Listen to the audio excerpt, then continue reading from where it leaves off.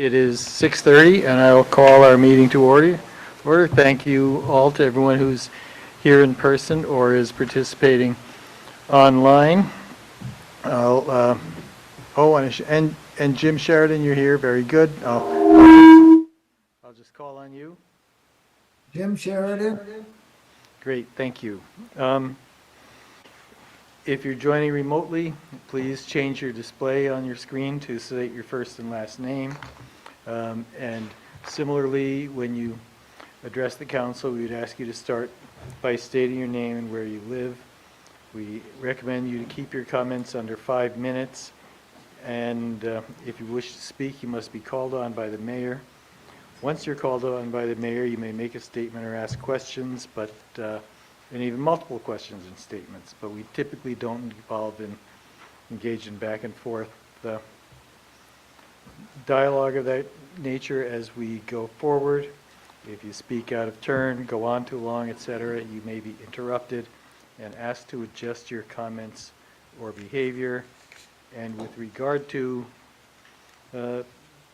public participation in the meeting, I'd like to start by reading this statement. The City Council affirms its shared commitment to a respectful and professional environment. We do not support negative or personal comments directed at city staff or department heads. We ask that all remarks remain focused on the issues, policies, and solutions.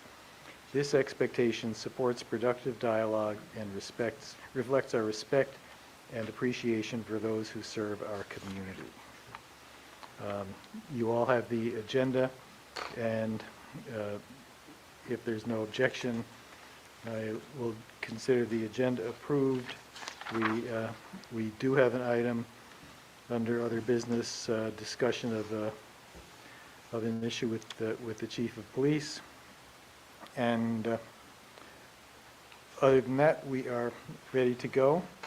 We'll start with general business and appearances, and this is, I think, the second meeting into our new pilot of taking comments for any topic which is either on the agenda or not on the agenda at the beginning of the meeting. And so we have 3 public hearings scheduled tonight: a second public hearing on the budget, a second public hearing on the bond, second public hearing on the city warning.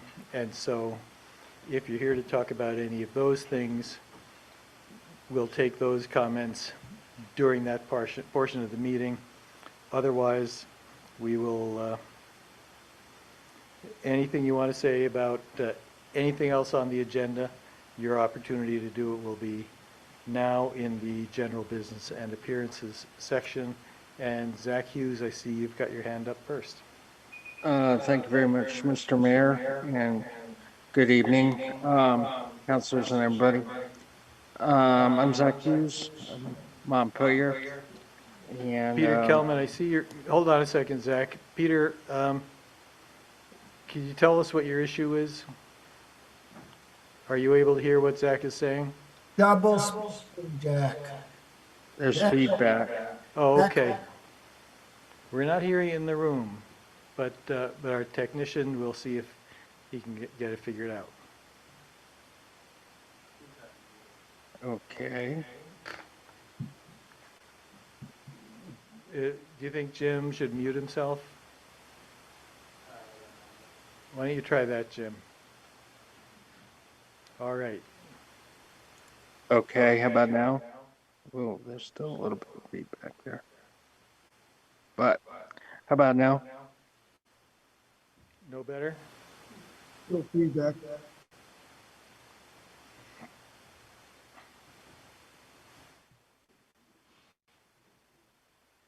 Council members, we're all muted up here, right? Okay.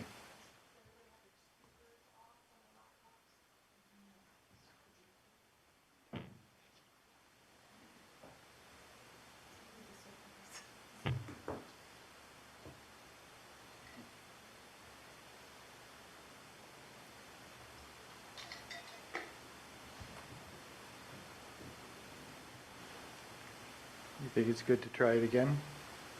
Okay, is this any better, folks? Okay, I'm getting a nod from Jim Sheridan that it's better. Okay, So go ahead, Zach. I'll try. Um, so I just will make it quick, I guess. I just want to make sure that everybody who needs to be in planning mode this weekend is, as far as the cold weather. Um, we're all starting to kind of coordinate now, but the weird thing is, usually we wait to the last minute when these things happen. I know in the past the city has brought together folks to address this. We're talking about negative 20 degrees to negative 30 degrees below. So I'm really, we're all kind of concerned.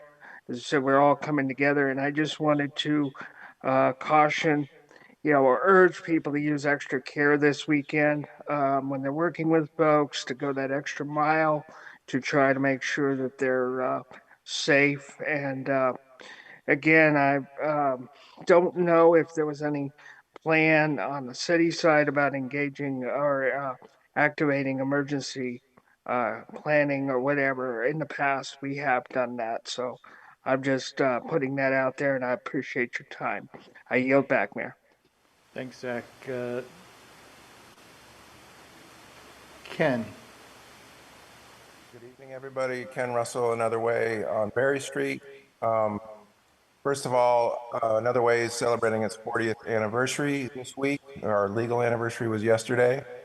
And we're celebrating by having Robert Whitaker of Mad in America coming to Another Way 3 o'clock on Saturday. You're all cordially invited. I also want to thank Jack for his service. Sad to see you moving along, Jack. But I've always really appreciated you. Thanks, Ken. And then I just also want to echo Zach's point about the cold weather that we're facing. There is a pretty strong activation of the network ahead of this, and yeah, any sort of emergency stance will be appreciated. And Chris, I know you're aware of some of this, and that's all I got to say. Thanks. Thanks, Ken. Jim? I just got a call that some people are having trouble getting into the meeting online. I'm not sure what's up. Thanks, Jim. I don't know what's going on, but we've got people working on it. And so while we're talking about the extreme cold expected this week, Chris or Chief Libby, do you have anything that you know? Yeah, I'll jump in. This afternoon, I've been coordinating with partners from the Montpelier Cold Weather Shelter, Good Samaritan Haven, also Ken and his crew at Another Way, and Capstone Community Action. It sounds like as of right now, there's warming spaces available throughout the weekend, with the possible exception of a window in on Sunday. And the city is prepared to open the basement shelter. And the missing piece at this point is volunteer staffing for that for about a 6-hour period on Sunday. But we're well aware of what's going on, and we've been engaging with the people who do this stuff on a daily basis, and we appreciate their help and support. Thanks, Chris. All right. Who's up next? Phyllis.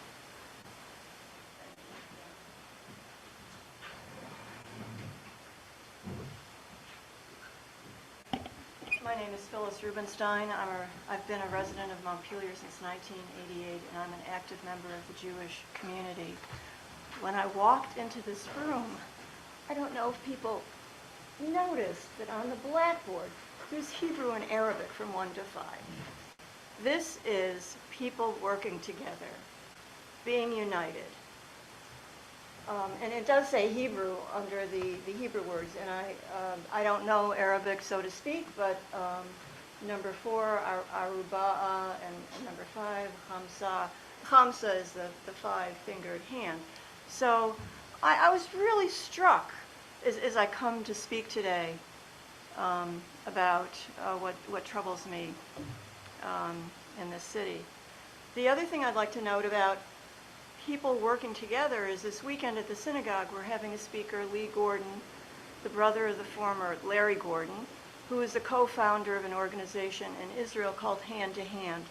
2,100 Jewish and Arab students throughout Israel in a network of different schools study together in bilingual classes. This is the kind of cooperation that can happen between Muslims and Jews in Israel and even in Montpelier.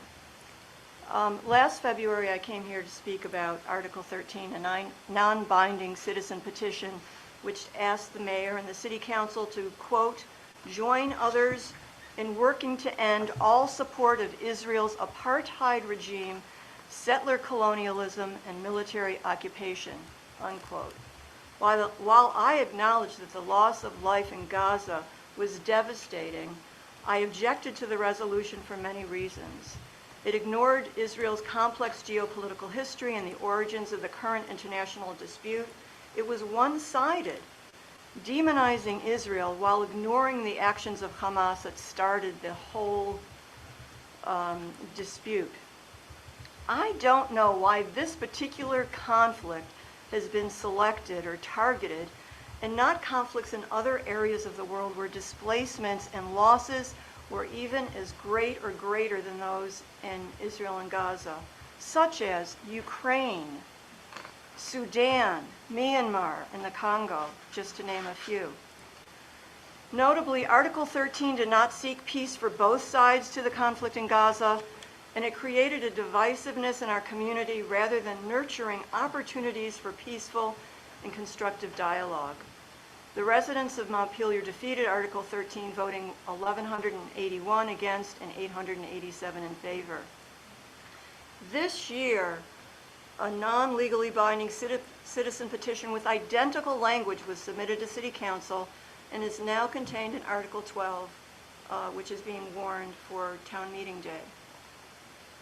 The Montpelier City Charter has specific language permitting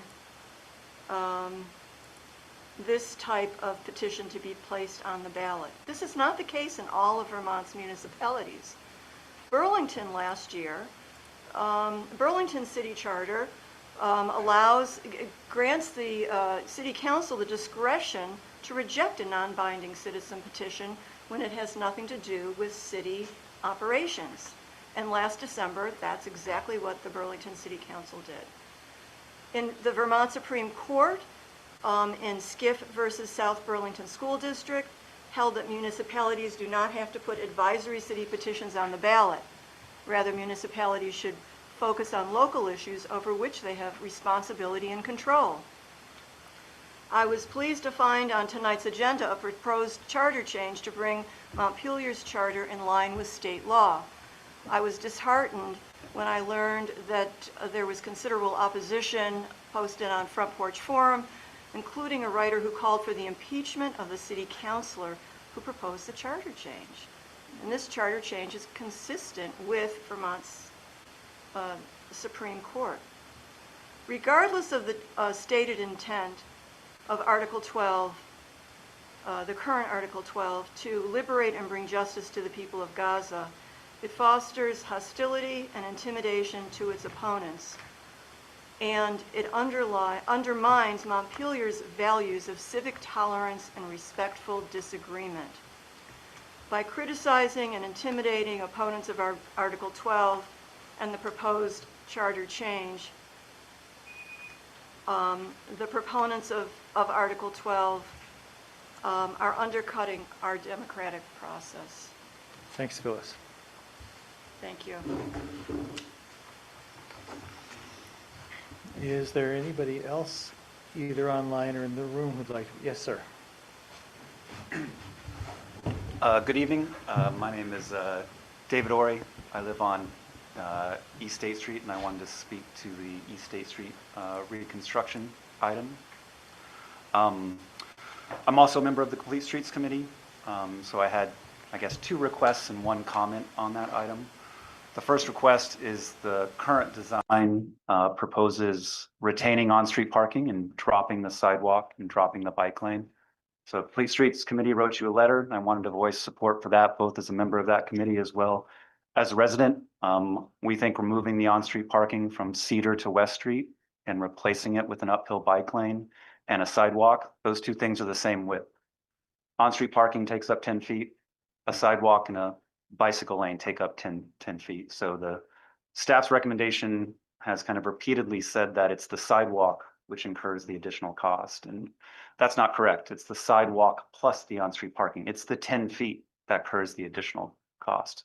So you can replace the on-street parking with an uphill bike lane and a sidewalk, and the project won't cost any more because you're not taking up any street. So I would ask that tonight you vote on that consideration, whether or not to proceed with the current design or this alternative that's promoted by the Complete Streets Committee. Second request is there was a survey done prior to the design, and that survey for the first time claimed that there was wide stretch of East State Street that was in the public domain, that was in the public right of way. My neighbor John Anderson has written you all a letter on that, and I just wanted to voice my support for John's concerns. The current design doesn't need all that public right of way. It would seem strange that public right of way was discovered in 2025, even though the homes that are apparently in the public right of way were built at the turn of the century.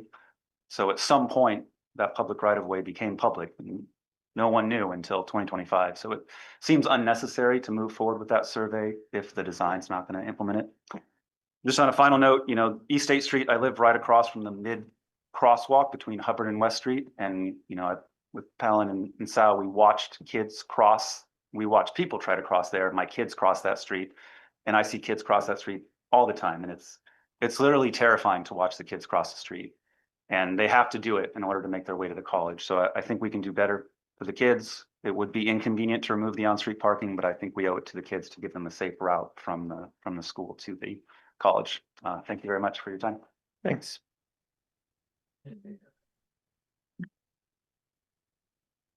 Jack, may I ask a question? Sure. From what you said at the beginning, you do not want comments on the budget now. Right, we'll get to that. Thank you. Rebecca Copans. Apologies if I'm going out of turn if based on the question that was just asked, but I wanted to chime in and just repeat my support for a bike lane for kids to get from the elementary school and the middle school to the college. There's just a crew of kids that go from one place to the other after school every day. And it would be a whole lot safer if we could replace the on-street parking with a bike lane. So I just want to chime in with my support on that. Thank you. You weren't out of turn. I called you on you, so that makes it your turn. Hanif.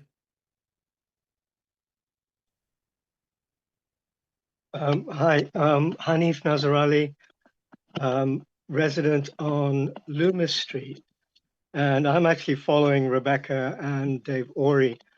Particularly from my residence, I am acutely aware of the traffic between the schools and the College Green, and I want to support what has already been said, that I also bike and walk frequently up the hill, and I would say that the traffic is actually increasing. I think you're all aware that activities around the College Green are on the up and up. A lot more people, a lot of the buildings are being repurposed. We're going to have a full-fledged campus. So I'm definitely speaking on behalf of the traffic that we currently see. The most vulnerable of our population here in the city, the kids.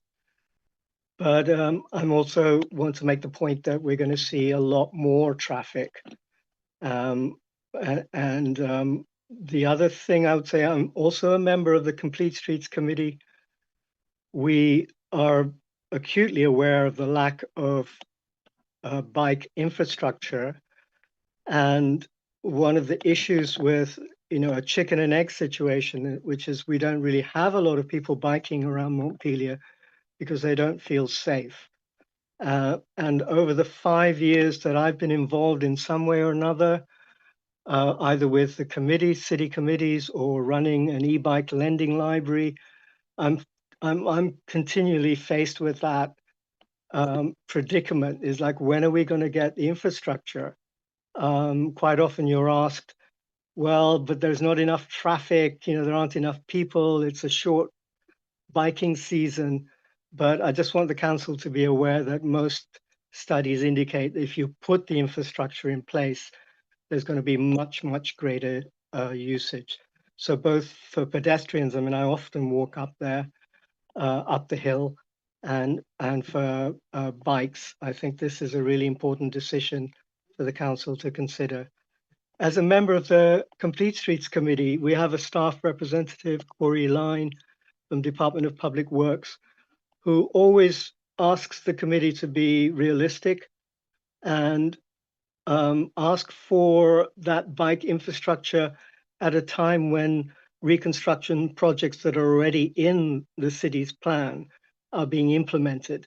So I'd just like the committee to know that as a member of the committee, we've been very patient, and I'd say a couple of years been waiting for this opportunity when the resurfacing project on East State Street is actually happening, in order that we would be able to make this recommendation of the bike lane and sidewalk that will actually connect not just the schools but our downtown. And actually, that's going to be critical to vitality and revitalization of the city if there's a good connection between all of the activity up at the College Green and our downtown.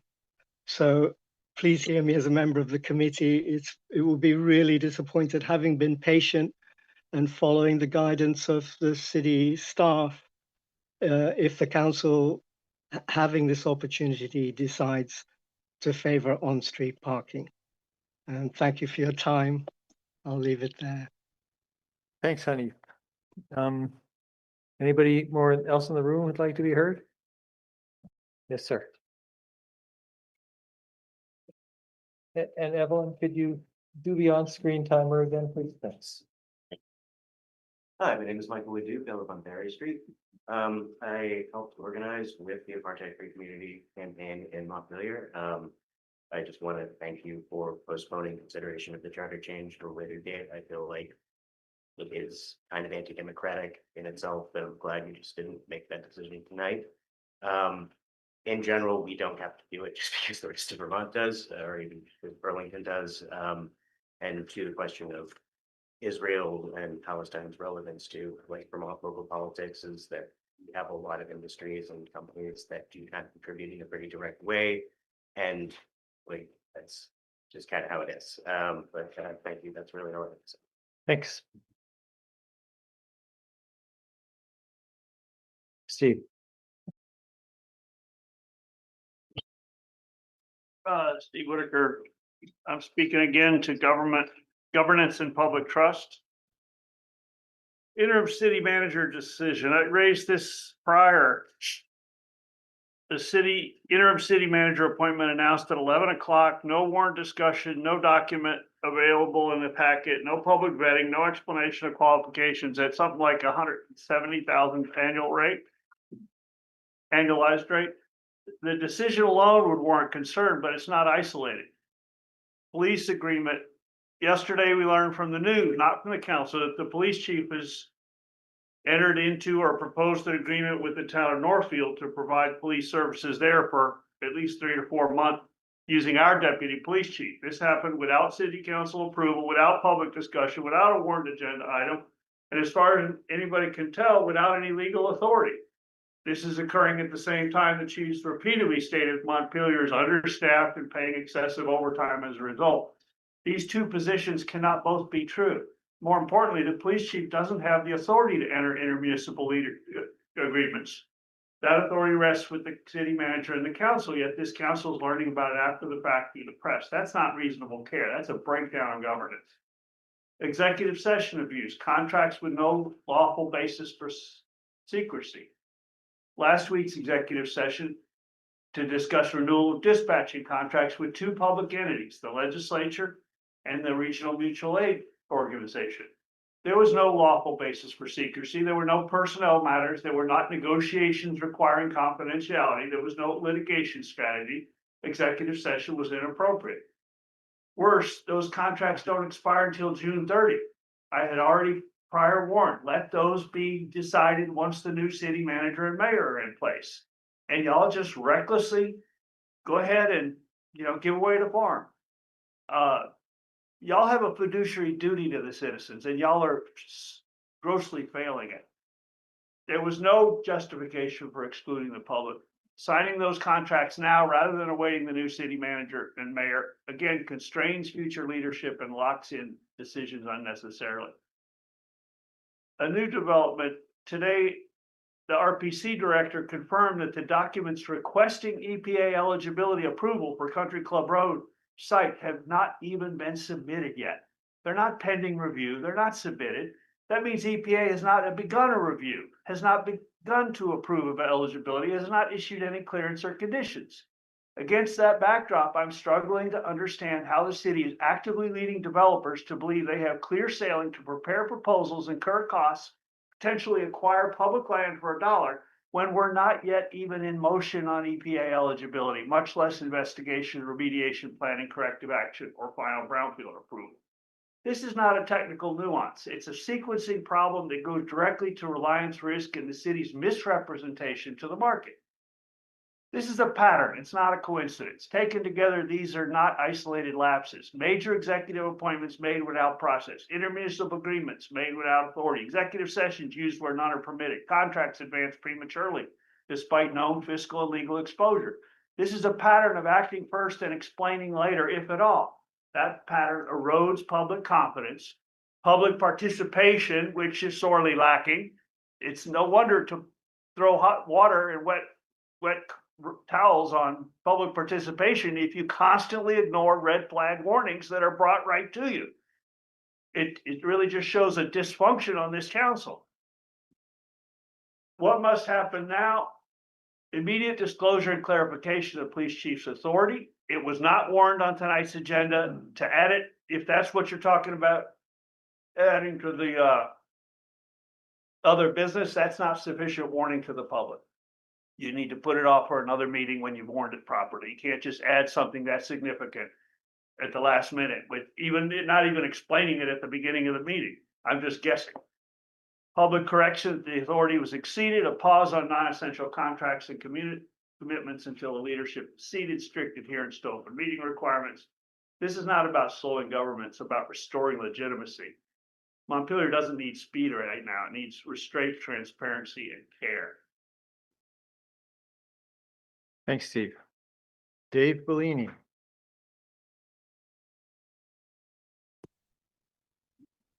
Hello, I managed to get in. Well Point done. point, I'm past calculus in college, it's the only way. Point number one, could you please restore the button on the city website that says, click here to join city council, so we don't have to scroll through tiny little spaces to try to have our finger hit exactly the right space and then go to the agenda and then go to the line. It was a lot easier. Point number two, I want to talk about I think it's Pioneer Street where the car wash is. You know, they have a monthly, I'm a member, they have a monthly service. Well, it's going to be, 14, 15 below this weekend. And I guarantee you there's going to be yahoos lined up to get their car washed in below zero weather. But what happens is, as they leave the car wash and take a left to go to the Barry Montpelier Road, there's an upslope, and the cars leak water. And sometimes pickup trucks go through, and it leaks water right out of the bed of the pickup truck in a wide, like 4 feet.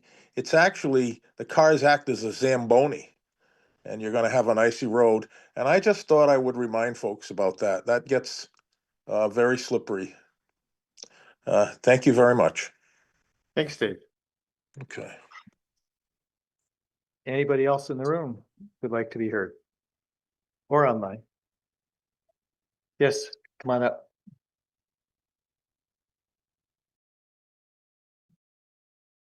Thank you for providing a space for us to speak with you and letting us be involved in this civic process. Could you start, sorry to interrupt, but could you start by telling us who you are? Yes, my name is Allie McGurk. I'm a resident on St. Paul Street. Thanks. This is my first city council meeting, so forgive me if I don't be my most eloquent self, but this meeting came on my radar when the charter amendment was proposed a couple days ago, and I'm really grateful that it's been taken off the agenda.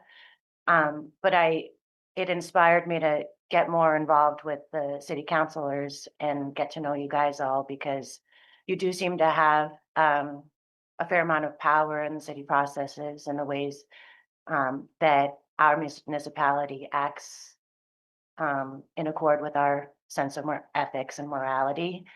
I think I'm not alone in the assumption that that amendment was put forward as a way to prevent ballot initiatives like the Montpelier's Apartheid Free Communities ballot initiative, which has been received in a lot of different ways and by many people as just merely a symbolic statement that may not have any backup action, may cause negative feelings in some residents of Montpelier with little positive results. And I want to just vocally speak against that assumption and kind of assert that the idea of something being a first step towards civic action and towards changes in policies sometimes has to start as a flexible and open declaration that states an intention. And I think that there has been processes in the past where there's been intentions laid out, whether that's the committee on the Sanctuary City Committee on ICE preparedness that happened in 2025, or other examples throughout the history of Montpelier and Vermont, where Vermont took leadership on the national and international level to make important statements that advanced an important discourse.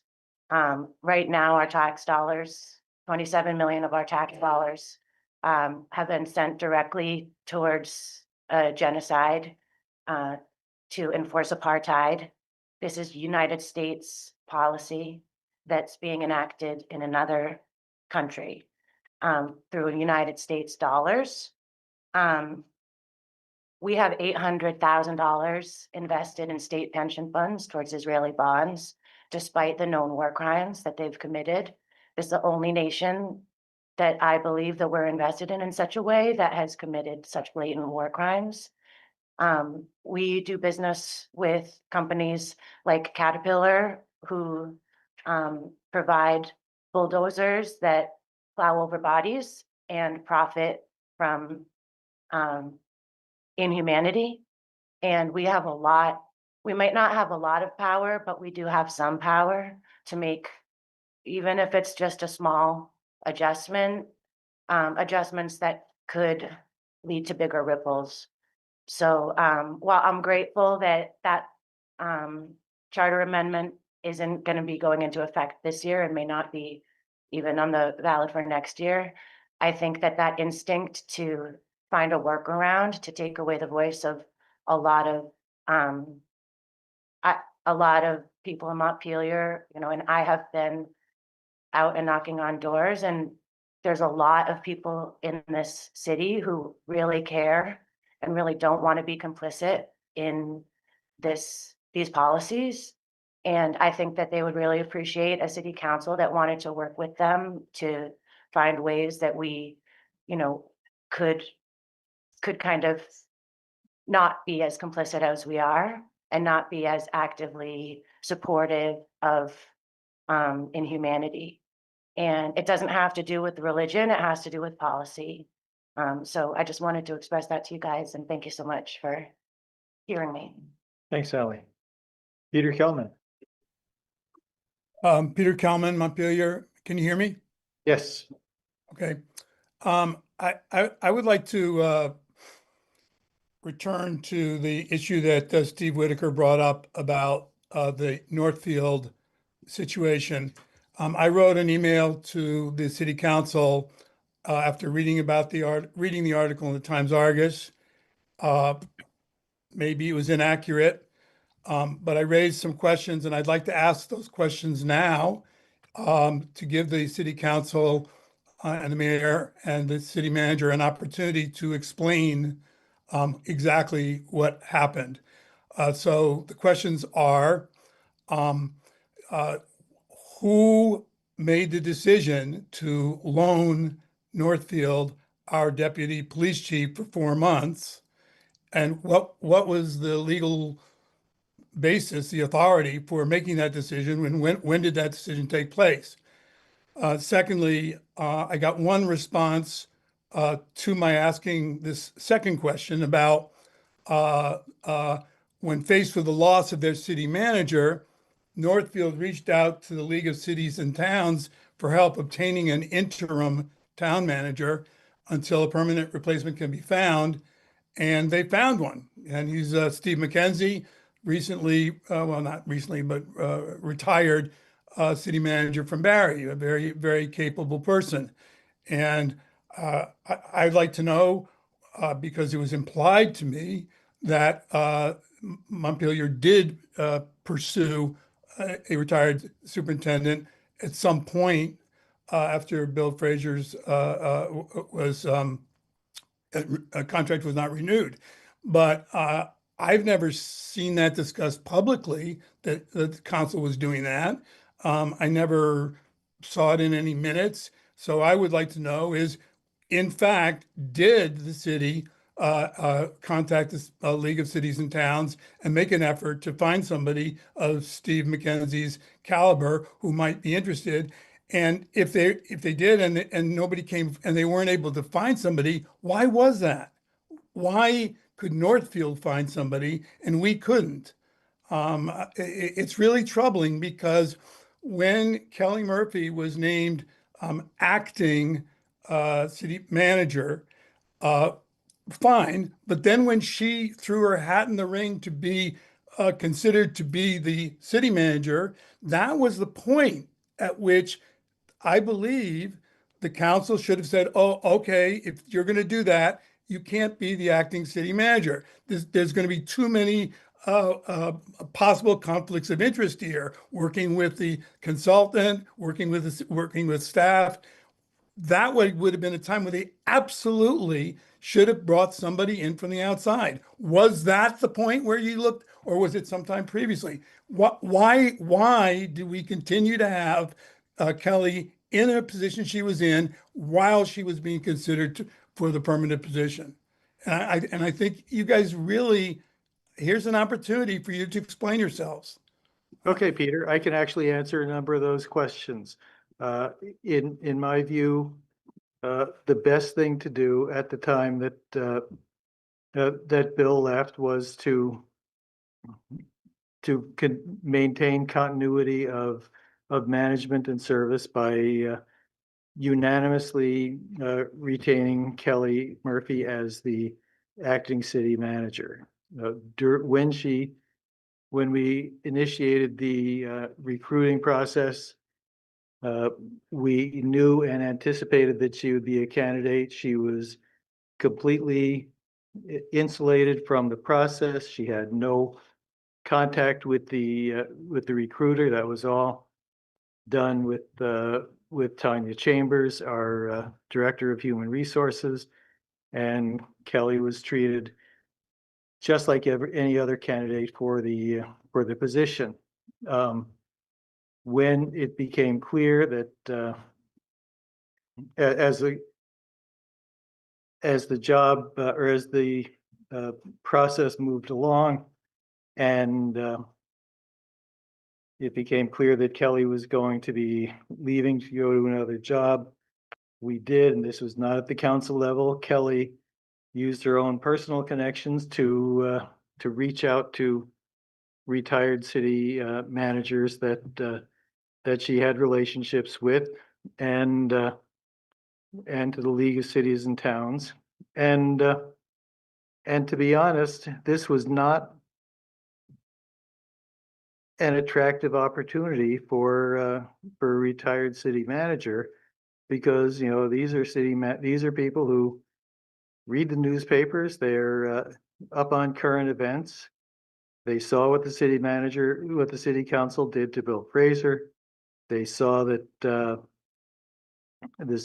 they concluded that the city council was not likely to be an entity that would support the city manager, and for that reason, they weren't interested in doing it. They were telling us, no, I don't need that, and so that's where we are. Fortunately, we have acting city manager and acting assistant city manager who are very familiar with the operations of the city. We have a new city manager coming in less than a month, and that's where we are. Now, we have asked Chief Nordenson to stay on to talk about the relationship with Northfield. In my opinion, it's within the discretion of the police chief to have made the arrangements that he's made. He made it with including consultation with me and the acting city manager. And I think he concluded, rightly so, that it was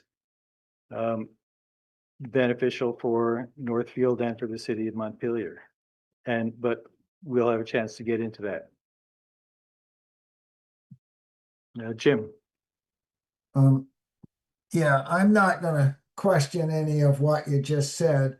I want to just make a statement that it is absolutely inexcusable for the council to hear about what was done through the paper.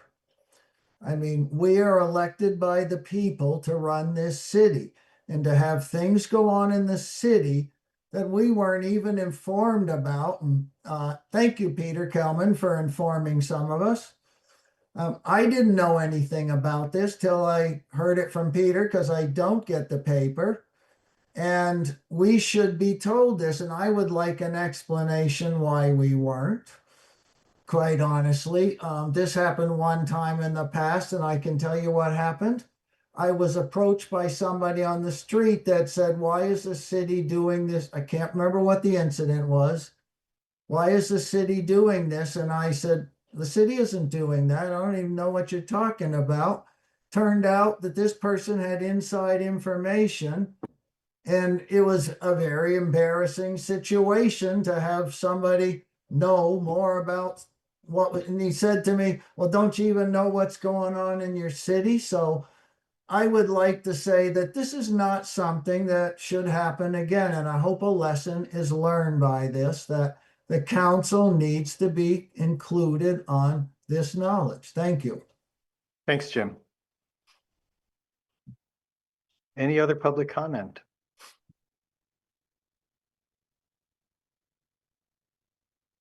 Oh, Chris Owen. I'll be brief, Jack and city councilors. East State Street project, please. As you consider that tonight, I recommend you stick to the basics. Our water and sewer infrastructure sorely needs upgrade there.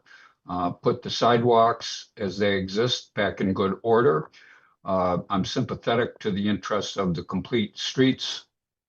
Advocacy for an uphill bike lane, if it could be accommodated without additional cost and burden on taxpayers, good.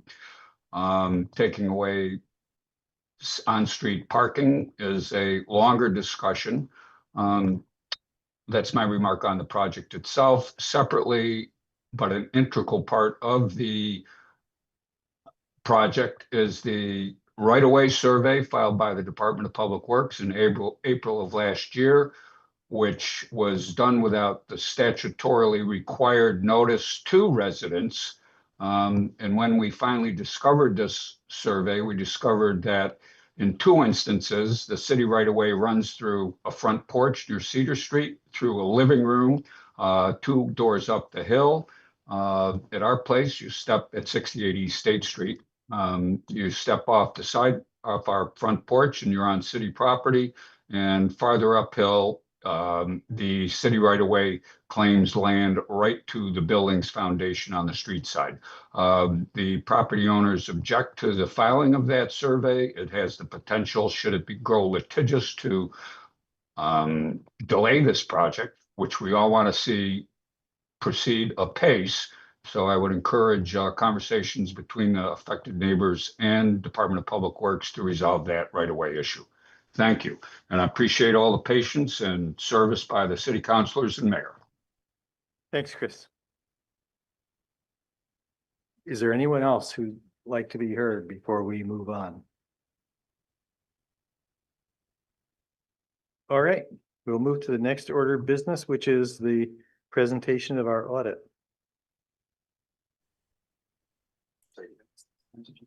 It's at the end. For anyone who's wondering, traditionally we've had the consent agenda early at in the meeting. I've been experimenting with putting it late so that the topics that members of the public are actually interested in can be taken up earlier in the meeting.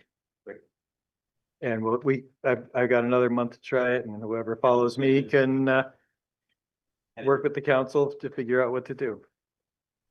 All right. Hi. Heather Graves, the acting finance director, here tonight for the audit presentation. I have Ron Smith, one of our auditors from RHR Smith and Company, on Zoom to present the FY25 audit.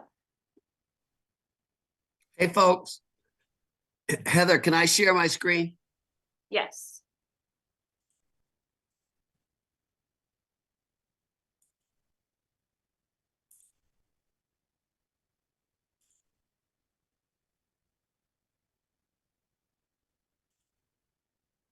Can you all see this? There we go. So good evening. I'm Ron Smith. I'm a principal with RHR Smith and Company. I've got the pleasures since the last time I talked to you guys about a year ago of working with 65, 70 professionals. Now we're at about 100 professionals at our company. So it's been a busy year. It's been a busy industry, a lot going on in the world of government, lack of auditor shortage. So we certainly have maintain certainly our staffing to accommodate the city of Montpelier and all of our other governmental and nonprofit needs out there for our client base. So I'm Ron Smith. I'm the principal. Hail from the great state of Vermont, born in St. Johnsbury.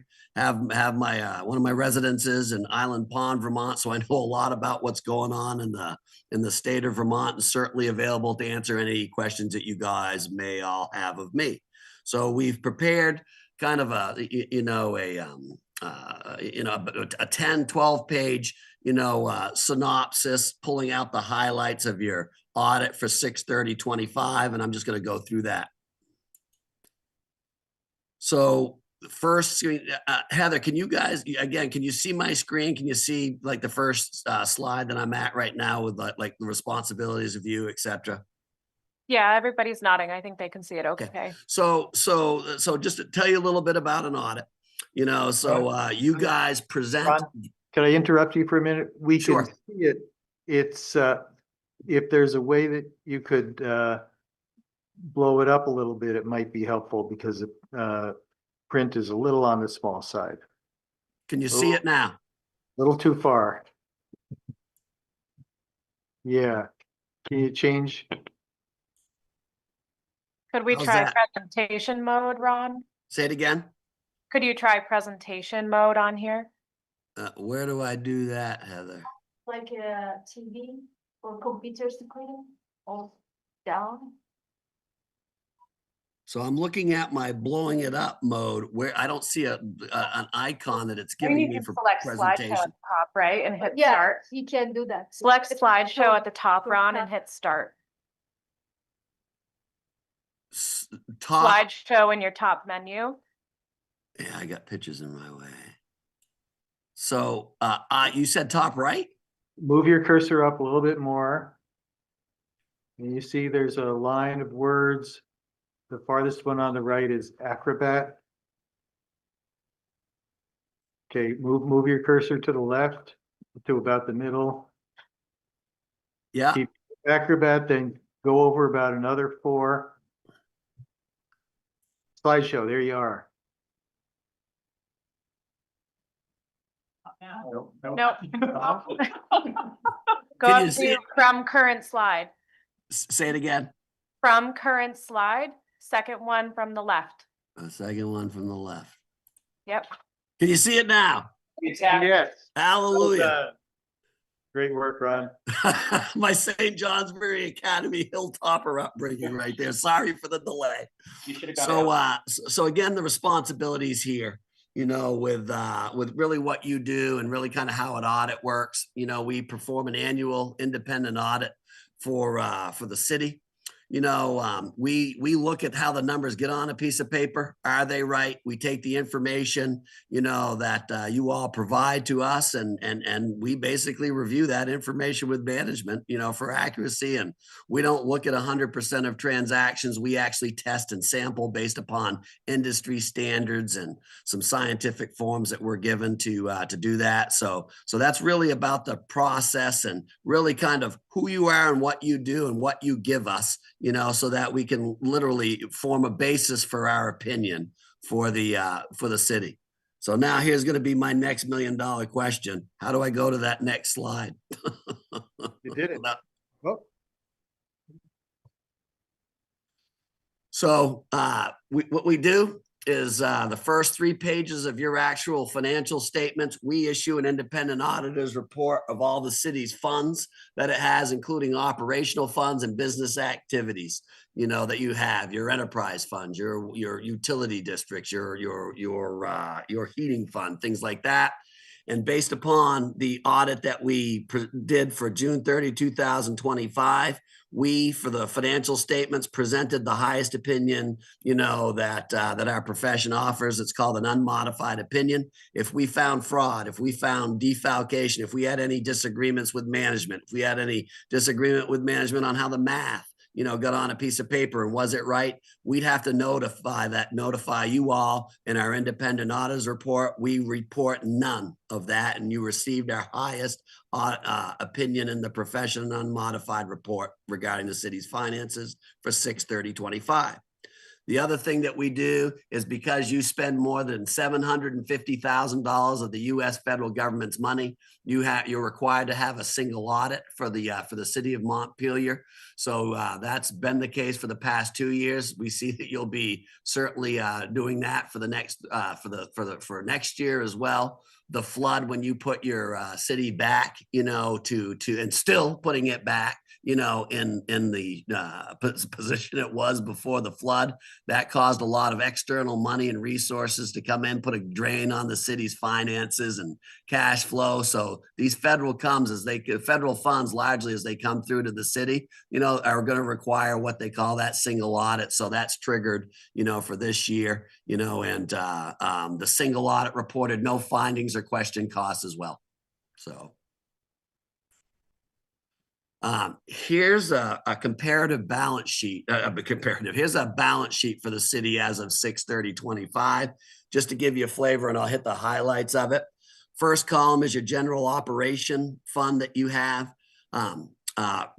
Assets, $8.9 million. I'm in the first column. If you guys can all see my cursor, I'll try to have you follow along here. Oops, forgive me. So the $8.9 million of assets, with liabilities and other obligations of about $6.3 million, leaves you with surplus carryover balance equity in your general fund of about $2.4 million, of which the big one is $1.3 million, of carryover. It's unassigned. It's really not attached to anything. You have a policy, and Heather, I believe it's about what, 15% of your operating budget? Yes, it is. Yeah, so that's about 60 days in the world, in your world. So where are you in the city of Montpelier?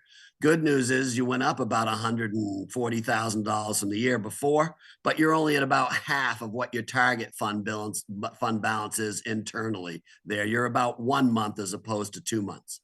And we have some other monies, but those monies are reserved, you all, for special purposes, that you guys have. You have earmarks, you have carry forward, you have special marks and conditions, where that money has been budgeted, and if it wasn't spent in this fiscal year, or there are other council orders or wishes, through past budgets, that those carry forward to the next year. So we have almost $1 million in other projects at the city that have been obligated for future projects at the city. But the unreserved is about $1.3 million. Your policy states that should be at about 2.7. So you're at 30 days instead of 60, according to your policy. You've got money in your community development fund. Your capital projects fund has about $3.3 million in a variety of capital projects at the city.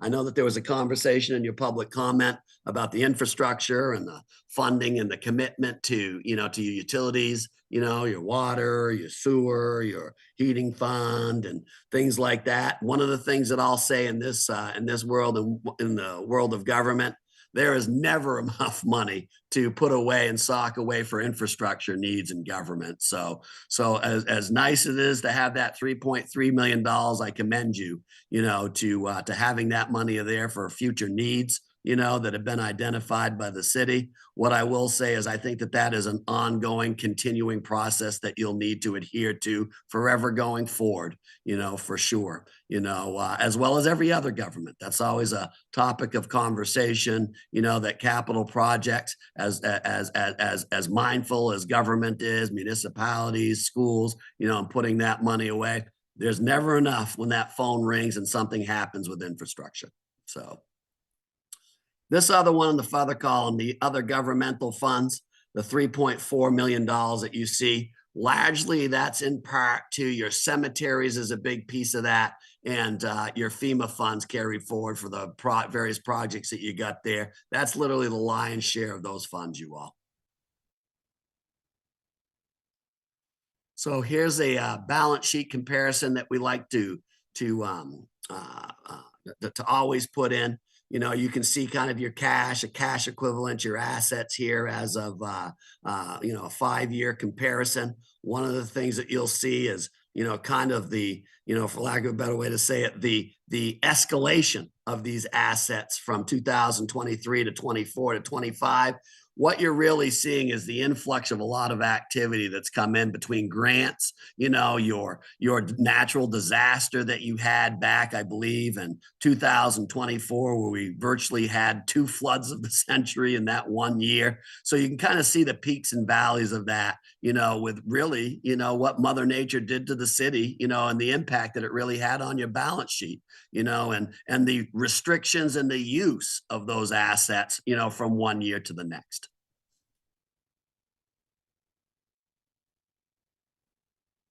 And then here's your expenses. I mean, there's really nothing in here. A lot of people, I think, need to realize, not only you operating general government, that you've got a lot of grant money and a lot of other projects that run through there outside your general government operations. And really, you are a busy municipality. So this is kind of a reflection, of all the bills and expenses, the timings, of how and when your vendors send you bills, and to the time when you release the funds to pay them. You really can kind of see the growth and escalation of that over the course of the past 3 years. And then here, is just an analysis of your general fund balance. 50% of that balance, is unassigned. It's not attached to anything. The other one's all attached to special projects, through either by wishes of, of past budgeting, by mandates, by unspent funds and obligations of the city that didn't get spent at 25, but will get spent in 26. What you're seeing really is the breakdown in chemistry of what those funds are. But that blue box ties back into the 30, 60 days. Your policy kind of keeps you at 2 months of your operating budget or 60 days. That 54% that you see really is a representation, of your fund balance chemistry, which is 30 days of that carryover balance, that unassigned fund balance. And here's really, kind of, as I said, you've been in a general upward trend, you all, of your fund balance. You've grown it from $1 million in 23, to about $1.3 million, through the evolution, of really kind of your fiscal affairs. And what I will say is, I'll give you the good news first. The large part of the growth for 2025 was your taxation dollars, your local option tax, your general taxation, your payment in lieu of taxes. Those came in higher than what your revenues, were estimated at the beginning of the year. So those came in higher. And that's the good news. Is the other news, is the fact that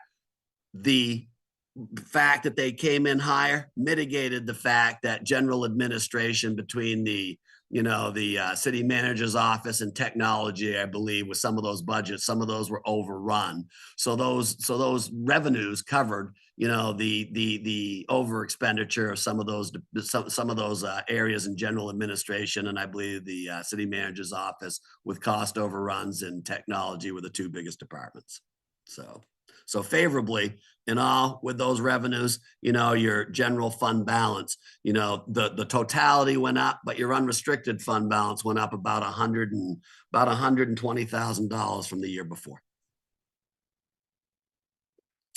And really, here's kind of the breakdown of the money coming through. The $18 million, coming through, and the $18 million between your general operating expenses and your transfers out to various capital, various reserve accounts, which you have consciously made over the past few years. You're seeing the breakdown, of that coming in, and quite frankly, the addition of the $242,000, going up. Some of that was obligated for future expenses and earmarked, for special purposes at the city, but about 120,000 wasn't, and that caused the growth, of your fund balance, from the undesignated fund balance from 24 to 25.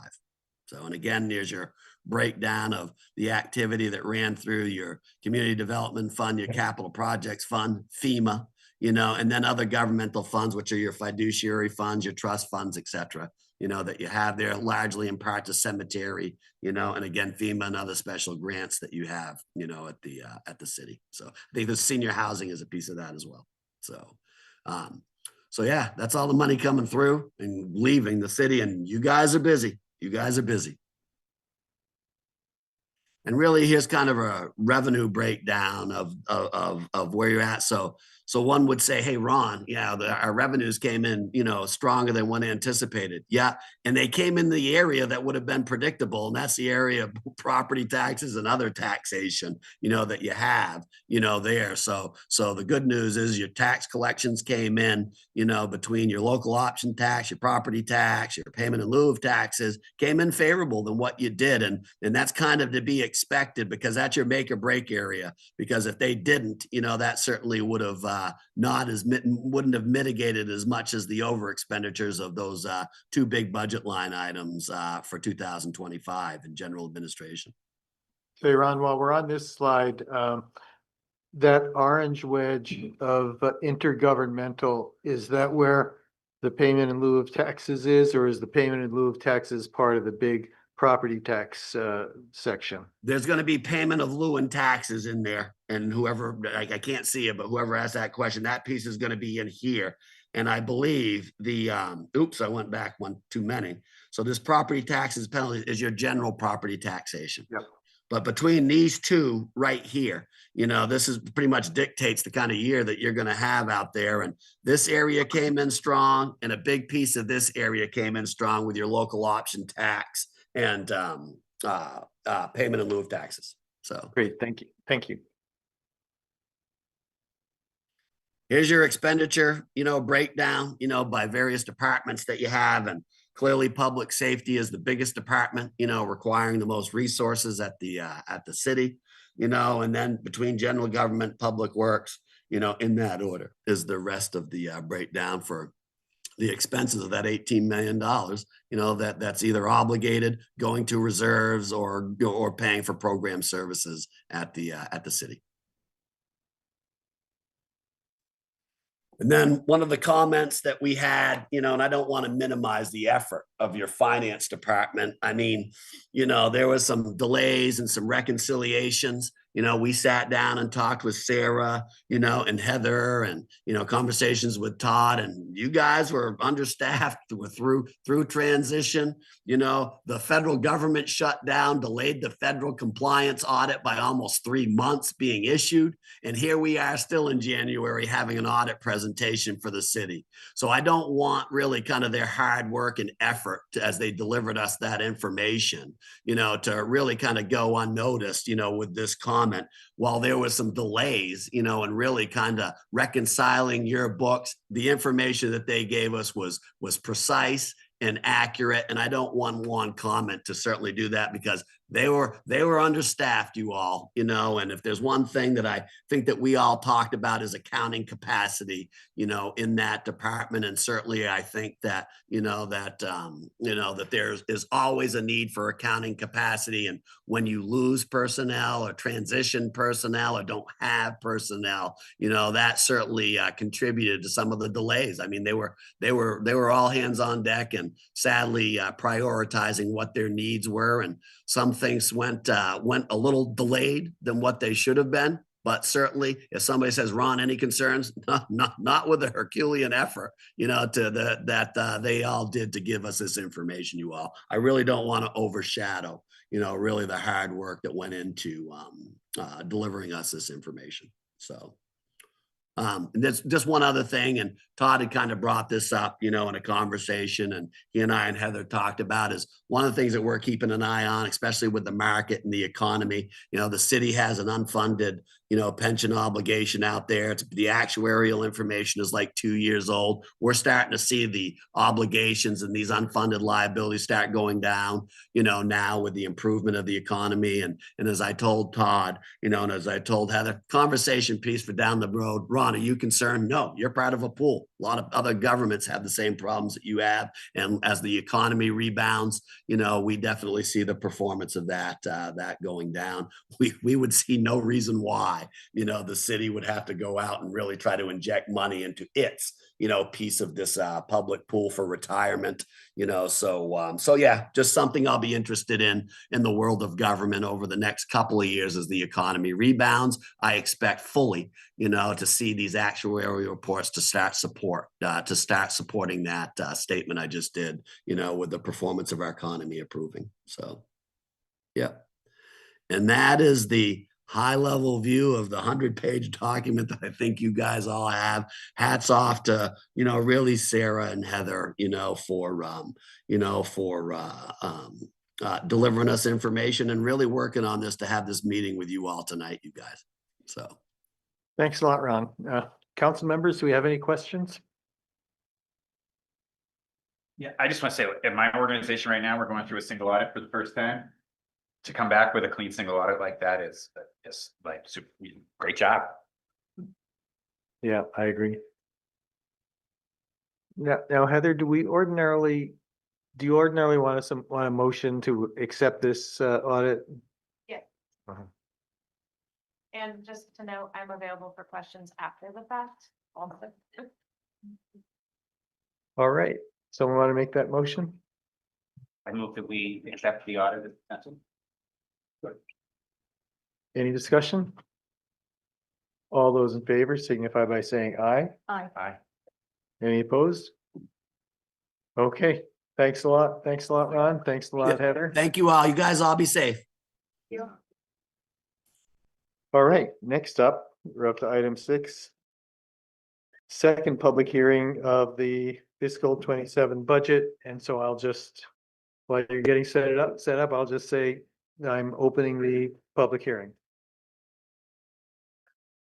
Hi, Sarah LaCroix, here to get you through the budget process. While I'm getting logged in, I just really want to thank my staff for all of their hard work. You know, this audits are incredibly difficult. I used to be and will be again the single auditor and the auditor, and so I know how difficult you know these things are. And so normally I would have fought tooth and nail against that management letter point.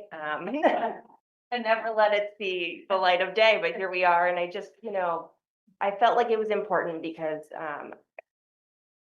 given the situation with cash flow and the finance department right now as we're in transition, I just, you know, want everyone to be cognizant of the level of work that goes into finance and the pressure that is on the remaining staff while we work to fill that gap.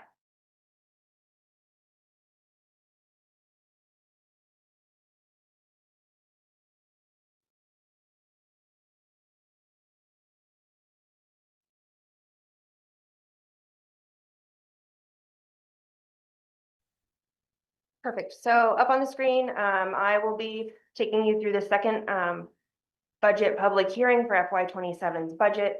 I'm going to go through this presentation pretty quickly because it's mostly been seen before and I've condensed in some to help with that. Just a quick overview. We're going to go through the bottom line, just touch on priorities and pressures, the decision points that were made already, the tax rate impact, the proposed bonding, and then any questions anybody may have related to the FY27 budget. So here you can see the bottom line. This has changed a couple of times as we've worked on the budget. Our expenses overall, total expenses are up 9.9% or $1.8 million. When we started, that was over 2 million. So we made good progress on bringing that down. In addition, the taxes to be raised is up $1 million, which is an 8.22% increase on general fund non-ballot items only. Here, just our budget priorities were to build a responsible and sustainable budget and to advance our strategic plans, strengthen capital investment and infrastructure, and as well as emphasize public safety and public works. And I think this budget really did that. We added staff related to public safety and public works. We have significantly funded the capital plan. And, you know, I know Ron pointed out that there was about $3 million in the capital fund. That's not really $3 million. That's already spent, just not out the door yet. So I just, you know, that's not play money. I just wanted to call that out. And so, you know, it's important as we continue to move ahead that we work to fund all of these priorities. Again, we're all aware of the pressures, deferred maintenance, rising costs, health insurance. These are, you know, we've gone over this many times as we've headed into this budget season. You'll see here the general fund revenues tab. This has been updated for any changes we've made. And so it's reduced the overall tax revenue slightly as we've made adjustments to the budget. Here you'll see the expenses again. These have all been updated. So you'll see in the city manager's line, there's an increase here that's related to the add back of the executive assistant position and so on related to the cuts that were made. But there aren't any sizable changes here, just what we already approved. Same here with this expense tab. This is just a continuation where you'll see expenses went down some. We're in the transfers to other funds related to the reductions in capital that we made. This slide also shows that here. I don't have slides to take you through all of the funds this time, but I felt like it was important to highlight the transfers for operations so you can see year over year what amount of funds have, like the last two budgets, excuse me, what amount of funds have been allocated that are tax dollars to parks, senior center, cemetery, rec, etc. So you can see that here. Also down below, you'll see our capital plan that includes debt service and transfers. These have been reduced related to the Waverly Place stairs and the other cuts we made related to technology last meeting. Here I've got the capital fund. You can see the increase currently now over FY26 is 678,970. When we started, that was about 932. So it is still a sizable increase in the investment in infrastructure, which is important given the deferred maintenance we have on streets and equipment. So I think, you know, fully funding the capital plan or mostly fully funding the capital plan is a big win in this budget. And then again, as the components, you can see I just updated the slide to slice out Waverly Place stairs, 50,000 for technology, And I noted that we subtracted from paving in order to allow for that position in Public Works. And again, here, as far as staff decisions, we still have a police officer, a DPW street, and a firefighter in, as well as a reduced executive assistant to the city manager, which I think are really important movements as we work to provide services to the city at the level the city expects them. This is additionally the operations changes. I have not updated these amounts, but just you can see what was in and what drove those expenses. This is the same slide that's been in this presentation for the third time now. And so next you'll see our other decision points, which are related to the strategic plan. We still have $100,000 in the housing trust fund. We removed the economic development money, but decided that because we were funding the downtown improvement reserve at 10% of the local options tax, we've kind of covered economic development and then the reduction in paving. And so just wanted to keep in the presentation that way when it's posted online, people have the whole context that these were the asks that weren't in for additional firefighters and equipment, tools for DPW, increase in salt, different tree board and board requests that we were not able to fund in this budget. So here, what you'll see is the municipal tax rate over the last 5 years. And you can see the city budget is some rounding in here, but overall it goes up 8.22%. When that proportionally is mixed with the ballot items, that is an overall increase of 7.95%. At no point does the tax rate go down, but smaller pieces, bigger pieces, so it's a proportional thing here. The municipal tax bill breakdown shows that at the budget currently for the municipal portion, an average residence at 370, the tax bill for municipal only would be $3,906 or a $288 annual increase, $24 a month. And then you can see the breakdown, capital plan, government services, and big chunks for public safety and public works. Finally, we'll have a second hearing on the bond. But that's part of this presentation as well. Shall the voters authorize the city council to borrow a sum of money not to exceed $8 million for sewer pump station and water and sewer line infrastructure?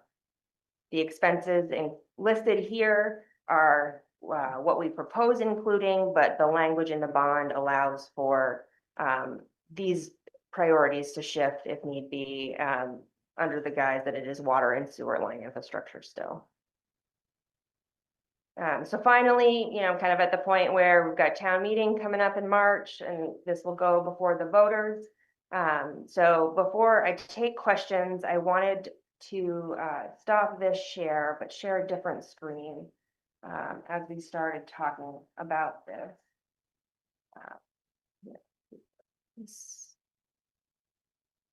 So you can see the budget calculator that we have been using, and you can see the different cuts. The first round of cuts are in a darker red on my screen.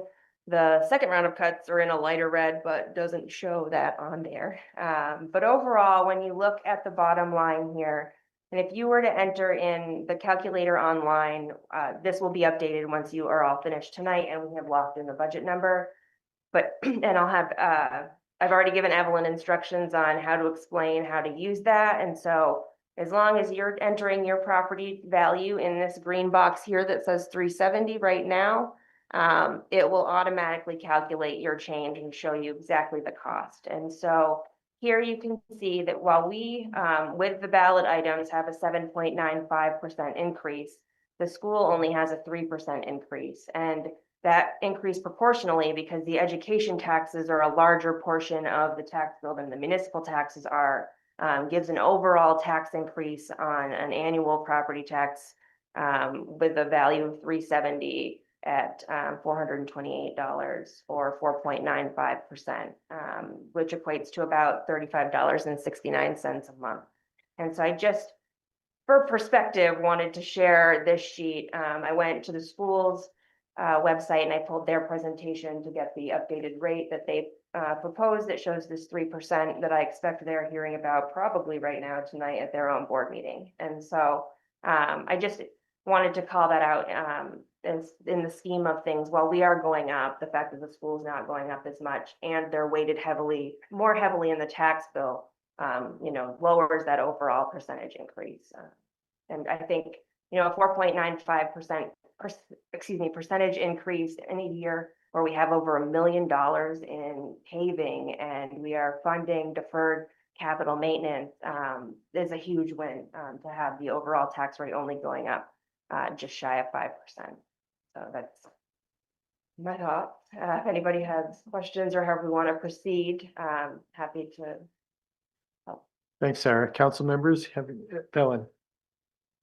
Sarah, so a couple of questions came to me. So if we think about the dollar amount that people will approve on the ballot, right? So are they approving this 7.95% or 4.95%? So what the people on the ballot will be asked to approve is the dollar amount to be funded by property taxes. And so let me just grab, I've got the warning up on a separate screen. At the end of the last meeting in Article 2, we updated the amount for taxes to be raised for the general fund to be $13,287,636. And so that's what voters are being asked to approve. The expenses exceed that, but we only need their authorization to raise that amount of tax revenue. And that's the same for all of the other articles. Yeah, so great. So I'm asking that dollar amount in terms of percentage. So yeah, Which one is that dollar amount of taxes raised equates to a overall, mixed with the other ballot items and the school's amount that will go on their article. All of those together equate to a 4.95% tax increase. Okay, thank you. All in, yeah. Because one more thing, because people are like email me, oh, it is 8% still high. So now I can tell them, no, it is not 8, it is 5%. Yes. Because 8 is still high to me too. Right, absolutely. But when it is 5%, yeah, it is reasonable. Yeah, Thank the you. 8 is ours, and with the education formula and as complicated as that is, some years that plays out to be more favorable for the city, which does allow us to make a catch up in capital improvements that doesn't hurt as much as if the school's rate was going up just as much. In the past couple of years, the school rate, I believe, has gone up much more than ours has. And we've made cuts to accommodate for that. And I think, this kind of balances out nicely this year, with the less than 5% overall. Thank you. Council members, any other questions? Sal. Is this the final number, or can the legislature change the yield and mess with it? It's tricky. Yeah. But they're always sort of lagging behind. yeah, I mean, I think this is as concrete as you're going to get. Yeah. I wouldn't expect significant changes, but I also am no longer in ed finance and don't want to speak to that. But I, think they're doing a lot of education reform too in the legislature and review of the funding calculation to try to figure out how to make this less painful for everybody. And so I think there's a lot to come. Whatever changes they make this year are unlikely to increase the number, right? Correct. Like there's the potential to buy down. Yeah, I haven't heard that. Correct. Adrian. Thank you for that very clear explanation. I lost a week during the budget season because I was sick. So last week was like all in trying to work with constituents, and we're in a unique position because we represent the community, but we also want to support staff. And so there is definitely a push and pull.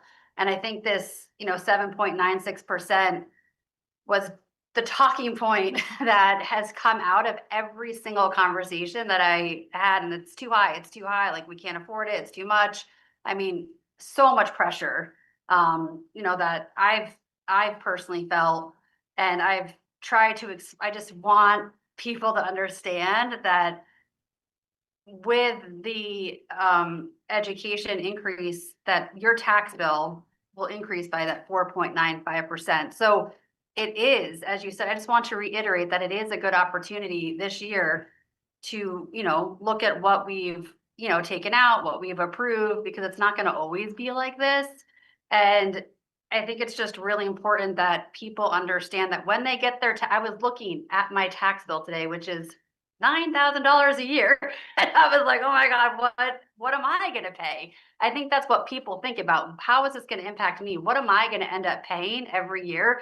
And I think it is, I just want to be very clear that it is not gonna be 8% on top of your current tax bill that you're going to be paying. I think it's very, very important for the public to understand that. Because when I added 8% to my 9,000, I was like, oh my God, but that is not the way we do math. That is not the way we do math for this. And I think but that's how people think. That's how people really understand this process, and it's complicated. Yeah. So I just want to be very, very clear that you get your tax bill for your house, it's not gonna be an 8% on your $10,000 tax bill, which is what I pay on my house. No, and they will make a version of this that has way less in it, but with the final, taxes to be raised amount. So that people can go on and type their home value in and see exactly what happens. And, it is complicated because when you look at it, the education taxes are close to 2/3 of the tax bill, compared to the municipal taxes. So it skews and it's tricky to understand, but because it's a larger portion, with them having a 3% increase is very helpful, to the overall tax bill. Thanks. Since it is a public hearing, I'll see if there are members of the public. Peter Kelman, you're up. Yeah, I'd like to just follow up a little bit about what Adrian just talked about and also what Pelham was asking about. I think that we have a communication problem with the budget. I think most people don't understand it, and these kind of presentations don't really help very much. I hope these presentations help the city council understand it, but the average person is not going to, especially at the rate, the speed, which picks up as you go from one hearing to the next to the next. And I think it's really critical not to focus exclusively on what the increase is from year to year. There are so many factors that contribute to increases and decreases. I mean, decreases not recently. What matters is, in my opinion, and I think what most people would understand is, what services are we getting for this budget? What services were taken out in order to get to this budget? What other services might we have included if we had more room? So people understand the cost and benefit of it. That's number one. Number two, many people in Montpelier do not pay the full amount. There is income sensitivity. And the people who are the most concerned about their tax bill are the people who have the least money to spend it. And these are precisely the people who actually aren't paying as much as Adrian or me. So that needs to be made clear as well. Now, of course, the state is looking at ways that we can change the school bill part of this, but we'll see what happens. But for our part of it, I think we've got to do a much, much, much, much better job of explaining to the public the relationship between taxes and services. And I think that if people really understood that, they understood that potholes and sewage treatment and police and fire, all of these things are being paid for, and staffing is very, difficult. Then they might understand better what they are getting for their dollar. And when you look at this figure about the average, and so forth, a lot of people don't pay the average. They pay less than the average. They need to understand that. So I just call on you guys for the next year to try to communicate this much better. Thank you. Thanks, Peter. Dave. May I? Oh, go ahead, Sarah. Yeah. I appreciate the feedback, and I hope that your new finance director can articulate better than I can. I won't be doing this again. I just want to say that we worked incredibly hard this year to make this much more user-friendly. These presentations outline all of the decision points and the costs that go along with them. In addition, there is a very detailed budget book that gives narratives by every department that explains exactly what you do and exactly what you're getting for the tax dollars you're paying. And I do understand people pay different amounts. That's why this calculator is available online and you can check that for yourself. And finally, the income sensitivity piece has nothing to do with the city, and there's no way I can help people with that. That is a state calculation that is based on the homesteads people are filing with their tax returns. And so, I am very proud of the work I have put forward, and I'm going to say that because I deserve that. So You do. Thank you. Thanks, Sarah. All right, Dave, now you're up. Can you hear me? Yes. I understand everything that was said. Thank you. I understand the budget and the school, and the school is 2/3. I know how much my budget went up. It was 2.8%. And a lot of people on fixed incomes have the same pressures that the schools and the cities have with health insurance and inflation. But I said this last week. It seems like you have an opportunity when you purchased that 138 acres, but it's not working for the city. I mean, housing is moving at a glacial pace. I'll be dead by the time they break ground. But why not put a solar farm or something? There's better ideas. Just having it sit there, not bringing in revenue, irks me. You've got a daycare that's renting some space. Montpelier has a lot of senior citizens. Couldn't we put a doctor's office in there? You got a new UVM CEO. You got a new Central Vermont Hospital CEO. You've got parking spaces up there. Utilize that land. Get some revenue from it. That's really what I'd like to see. I mean, Montpelier doesn't need more taxes. It needs more taxpayers and more rents to the city or leases. So I hope you guys will take a look at that seriously. Let that land work for us, for all of us. And I do appreciate the city services. I'm the biggest fan of public works and the fire department and the police department. So I'm glad that the increases are going there. Thank you very much. Thanks, Dave. I can speak to the solar piece a little bit. We do have 3 solar leases currently, one on a property in Montpelier, and those are typically 20+ year commitments, and then there are disposition costs related to that. And I'm not sure, what that would do to the Country Club Road property, and I'm not sure the juice is worth the squeeze at this current juncture. But that's just my opinion, and you all can explore whatever you would like. And we have part of that solar farm down by Bethel, right? Yeah, the one in Sharon. Yeah. You can see on here.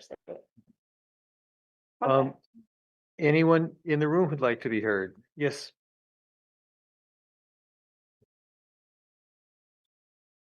I'm Shana Casper, live on 10th Street. I'm a member of the Montpelier Community Fund Board. We were created by the City Council in 2012 to review requests and recommendations for municipal funds from local nonprofit organizations and individual artists. And so every year the board solicits applications for grants and to support the Montpelier, its residents, and the public good. And we've been responsible to the city for determining what grant funds are used for which purposes and for which they're approved. A couple of years ago, we shifted how the funding was done so that the application is when we post the application, we know how much funds that we have to offer by having it go through the budget process beforehand rather than after the fact. And we've been level funded since the fiscal year 2023 applications. And as we all know, as we've been talking about, the cost of living has been going up and need has been going up as well. So we want to, we're making a request to slightly increase funds because we're concerned that groups are going to slough off and go to the ballot. Because we've had this level funding, but we've had increasing need every year, we're discussing capping requests at $10,000 or $15,000 in the coming years. to be able to make sure that groups can get covered and to, in fact, in some way, to encourage some of those groups asking for larger amounts to go directly to the ballot. We've had 30 to 50% greater requests for funding than we were able to allocate every year for the past few years. And these nonprofits, we rely on them to provide so many essential services and arts and culture. You know, you were hearing earlier today about, you know, cold weather shelters and just, you know, there's so much need. And so the past, you know, many years, it's been level funded at $134,150, you know, so since 2022. If we had just adjusted that number to inflation over that time, that number would be $147,575. So the request that we're making is just to increase it 3% to just, you know, start to address some of that gap between the amount that's being covered and this cost of inflation. So a 3% increase off of just the FY26 budget would be $138,174.50. So this is just a small increase. It's not going to, you know, make or break the applications that we're receiving, but it will help us to allow to provide some more of those human services requests and arts and culture requests that we'd get to the Montpelier Community Fund Board. Thanks, Shane. And what's the dollar amount of the up? The amount that's in the budget is $134,150, and the request for that 3% increase is $138,174.50. So $4,025. Oh, sorry, Thanks. that's the question. That's fine. that was the question. So what that does just mathematically, it will be part of a separate ballot item, but it would take the 4.95% overall increase up to 4.97 by adding that Thanks. $4,000. Thanks, Shane. Thanks for the work you do on this. No question, yeah. Jim Sheridan.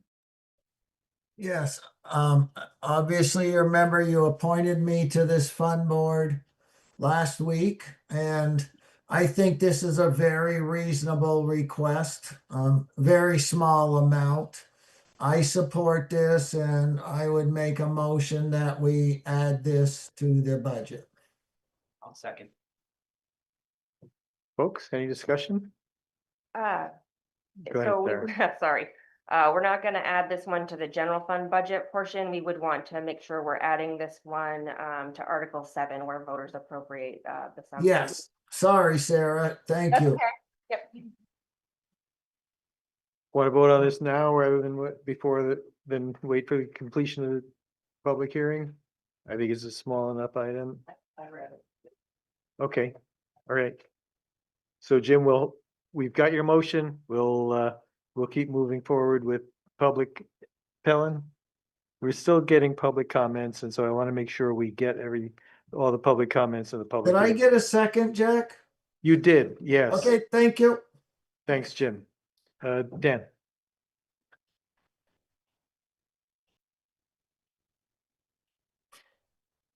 Thank you. Dan Jones, Northfield Street. I'd like to just put in a pitch for something that's going to seem off the wall for a moment, but the past 2 weeks for all of us has been an interesting time as we've seen much of what we thought was normal be desiccated at sort of the national and international stage. If you look at a lot of what's going on, there is a bunch of financial readjustments going on in the world that are going to affect us, and probably sooner rather than later. We are not going to be seeing the kind of revenue that we assume. So we're sticking with a basis of normalcy bias, where we assume next year's income and tax base is going to be equal to what it was last year. Although I look at my own, all of a sudden my property insurance doubles, all sorts of other things double. And I'm hearing from people, maybe you're hearing the same thing, that all of a sudden there's a bunch of stresses that people are feeling, and those are going to be increasing.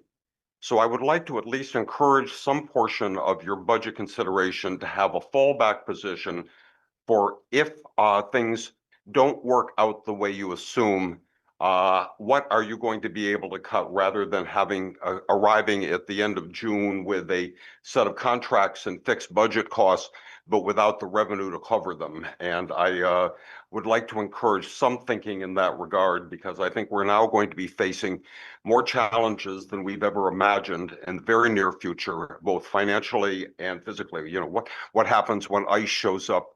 You know, do our police have to respond? Who responds? What happens if all of a sudden the funding that we have assumed from other areas, whether it's FEMA, whether it is for housing, et cetera, if you listen to what's going on in the debates in the State House, a lot of that's going to disappear.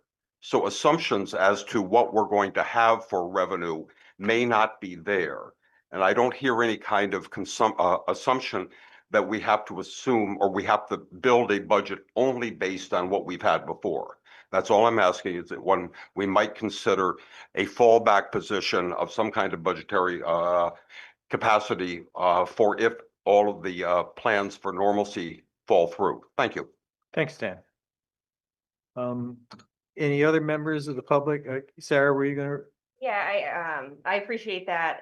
You know, our primary source of revenue is property taxes raised from within, you know, this community. And so the city will bill for that. There will be delinquent lists as always. And then there are avenues of which residents can get relief through abatement if they meet the criteria, or, you know, we would follow the process and be able to recoup those funds. The rest of our funding is based on local options taxes or the payment in lieu. And at this time, you know, none of those look like they are in jeopardy. So I think, you know, these revenue amounts are safe. And I do think even the local options tax is in here conservatively, because we just don't know at this time. So I think, you know, we do have those protections built in. And we do get those monthly tracking reports. Yeah, so you'll be able to see what's happening every month. And you know, the minute anything was strained, finance would, I have taught them well how to wave the flag and draw attention and say, you know, say no and do all the things. I think, you know, you'll know as soon as we know there's a problem. Thanks, Sarah. Pelin? So I just want to ask the bond, 8 million, and how that will affect tax increase. Will it affect it? No, it won't. Okay. This will be borne by the Water and Sewer Fund. Just because we have the authorization to take this doesn't mean we will take it or we'll take it in full, but it sets us up to be able to do these projects. And then those debt payments typically run 20 years and will be part of the water and sewer budgets that are paid for by rate. And we do have debt falling off, just fell off and falling off in the future related to the water plant. And so, you know, this is typical to do capital improvement and replace one debt with another. Yeah. Thank Thanks, you. Sarah. Any other members of the public who'd like to be heard on in the budget public hearing? Steve? Yeah, first I want to protest that one of the persons had to leave to another meeting and asked to be heard at the beginning of the meeting on budget and was told no. And I thought we did agree that people could speak to anything on the agenda at the beginning of the meeting. So I protest on her behalf. We're spending on new trucks and salaries and benefits like Stone College kids buying big screen television when the rent and utilities aren't paid. Our deficit, 200,000 annual in district heat, 200,000 annual in the parking fund. Budget shenanigans are just a charade of due diligence that have done nothing meaningful for dignified homeless services, public restrooms, essential and long overdue sidewalk repairs, than to have disingenuously robbed 100,000 from the sidewalk budget in favor of the vertical sidewalk, in quotes, Waverly Place stairs, the King Doyle sleight of hand. Missing our funding for the housing market feasibility study for how much of what kind of housing we should be inviting developers to propose. Missing money for a required public master plan process for Country Club Road that complies with statutory public engagement requirements. General disregard of prioritization of grossly overpaid salaries and staff, refusal to make necessary cuts, and the chronic negligence of the fundamental public safety hazards, environmental issues that we continue to ignore and kick down the road. Y'all are prime examples of dysfunctional government a compliant and even lazy city council, and most of y'all should recognize that and move on. 5-year capital budget and program. Failure to coordinate with the housing committee to prioritize infrastructure investments for Berry Street reconstruction. We can't build out Sabins without rebuilding Berry Street, and it's nowhere in the capital plan, nor is a road and water and sewer up into Sabins. So y'all are just screwing up at the highest order, and you really just won't even talk about it. I mean, I've been raising these issues for years. So we squander tens of thousands on conflicted consultant White and Burke, the folly of Country Club Road being ready for housing anytime soon while we still don't even have a master plan. And another shell game of taking money from the paving budget to rely on city staff to raise the fixtures and do the paving preparation when they've demonstrated time and time again that they don't know how to pitch the street so that the water drains. Just look at the north and south sides of School Street at Main. Look at Citizens Bank on Stone-Cuttered Ways. Large puddling because we didn't set the drains at the right level. And it's like, they get away with it. No penalty. They'll just add it to a list to not do for another 3 or 4 years. With the one correction that I think you were instrumental in front of Bear Pond Books. And these errors and omissions have been brought to council yet never corrected. So we pay public money, we waste public money, do it wrong, and then we create a backlog of unresolved issues that never gets resolved. They just cost us 2, 3, 4 times over. It's just a shell game of more gross negligence. So no wonder people don't want to participate in this process because y'all are playing in the icing when the cake is rotten. Thanks, Steve. Zach Hughes. Also no shell game under my watch. Yeah, if I could just quickly respond. Yeah. I just feel like we've approached this budget in a responsible manner. I really appreciate the work of staff to help us think about that and to make suggestions. And I would just say to Mr. Whitaker, I think that level of vitriol doesn't really lend itself to constructive work. You know, I think if there are ideas or areas that we could look at, I'm happy to hear about them, but to hear a litany delivered in that fashion isn't helpful for anyone except perhaps for you. Thanks, Ben. Zach? Good evening. I really want to extend a thank you to staff, including Sarah, who's departing. I'm sorry you're leaving us, but I understand, and I'm really just thankful for their work because, you know, I've done some light work like that before, and that's not easy stuff. And I can hear it from you tonight, so I can just say thank you for all you did for the city, and wishing you the best. I'm gonna put a plug in your ears. I don't know what's possible and what's not, but Jim is on our homelessness committee, and we were concerned in the beginning of the budget process because our committee received an email right after after the meeting had occurred that we had. This was back in I don't remember when that email went out. But point being said, we met, you know, a couple times, and you know, we were assured that we could put a number out, and so I'm going to put a number out based on what the committee discussed. If we were just we threw around $5,000, and I'm just going to throw that out there. And if Jim wants to join into it, he can. You know, we talked about it for, you know, outreach purposes, and we would have done a better job had we had better lead time on it. So thank you. Thanks, Zach. Jim? Yeah, we had a meeting today. Hopefully the last meeting on a Wednesday. We're trying to change the time, so kind of put me under some pressure, but I was at it, and we're not looking for any more money in the budget. We're wondering if 5,000 of the 10,000 is in there, can be directed to outreach, because these people are the people that when somebody's out there and doesn't have a blanket or water or a tent, they pay for it. If they need a ride to the doctor, they pay for it. This money would be administered to help pay the outreach workers back, who shouldn't have to be paying stuff when, you know, the city isn't paying anything for it. they're out there doing this on their time, paying out of their own money. And so we would like to see a fund, what Zach was talking about, established out of some of that 10,000 to be able to pay them back when they pay for things on the street like that. Thanks, Jim. Sarah? So the 10,000 that's in there, we started with 50,000 and we ended up having to pare that back.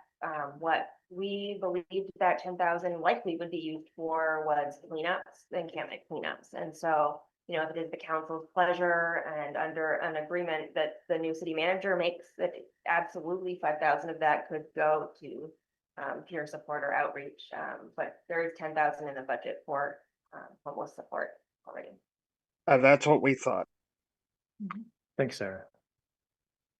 Folks, is there anyone else, any other member of the public in the room or online who'd like to be heard?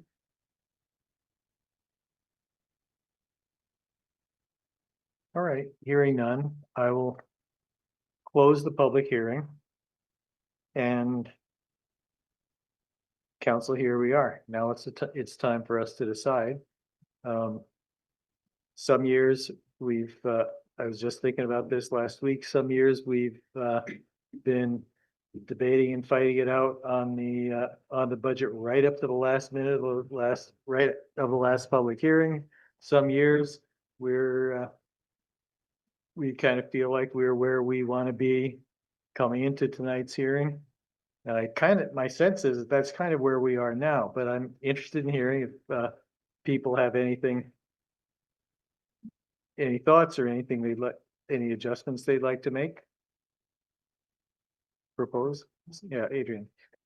I'm gonna say this again. I don't know how we change this narrative or what, even the bridge article that was posted today is the 7.96% increase of your taxes. It's not accurate. It's not, so I just don't know how to get around that. I don't know if it's a communications issue, talking to the media, I feel that's where I guess as a city councilor get bombarded, and I try to explain that narrative and try to explain what Sarah has so eloquently taught us, but the media continues to have these really incorrect headlines, which I think causes us, makes our job really difficult, and I think it's just a disservice to the city.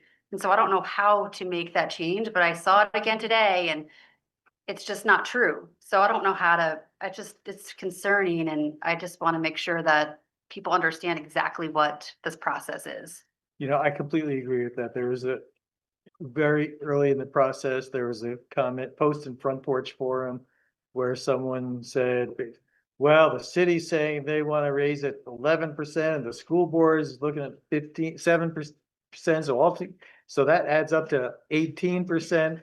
And Carrie asked me to explain the math, and I flopped on that one too. It is complicated. I think my recommendation for the staff that remains visible to me is that they clean up this spreadsheet with this final number.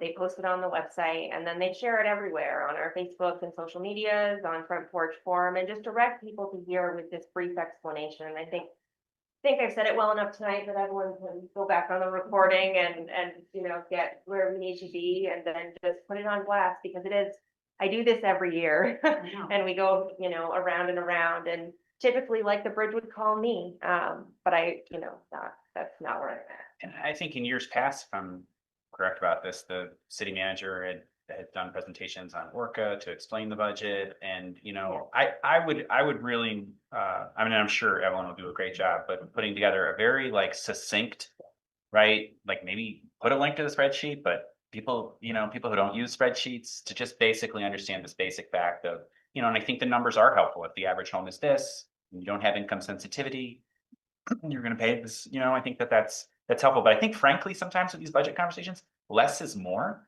And just really be succinct and transparent, and put it on Front Porch Forum and the other places, and hope for the best.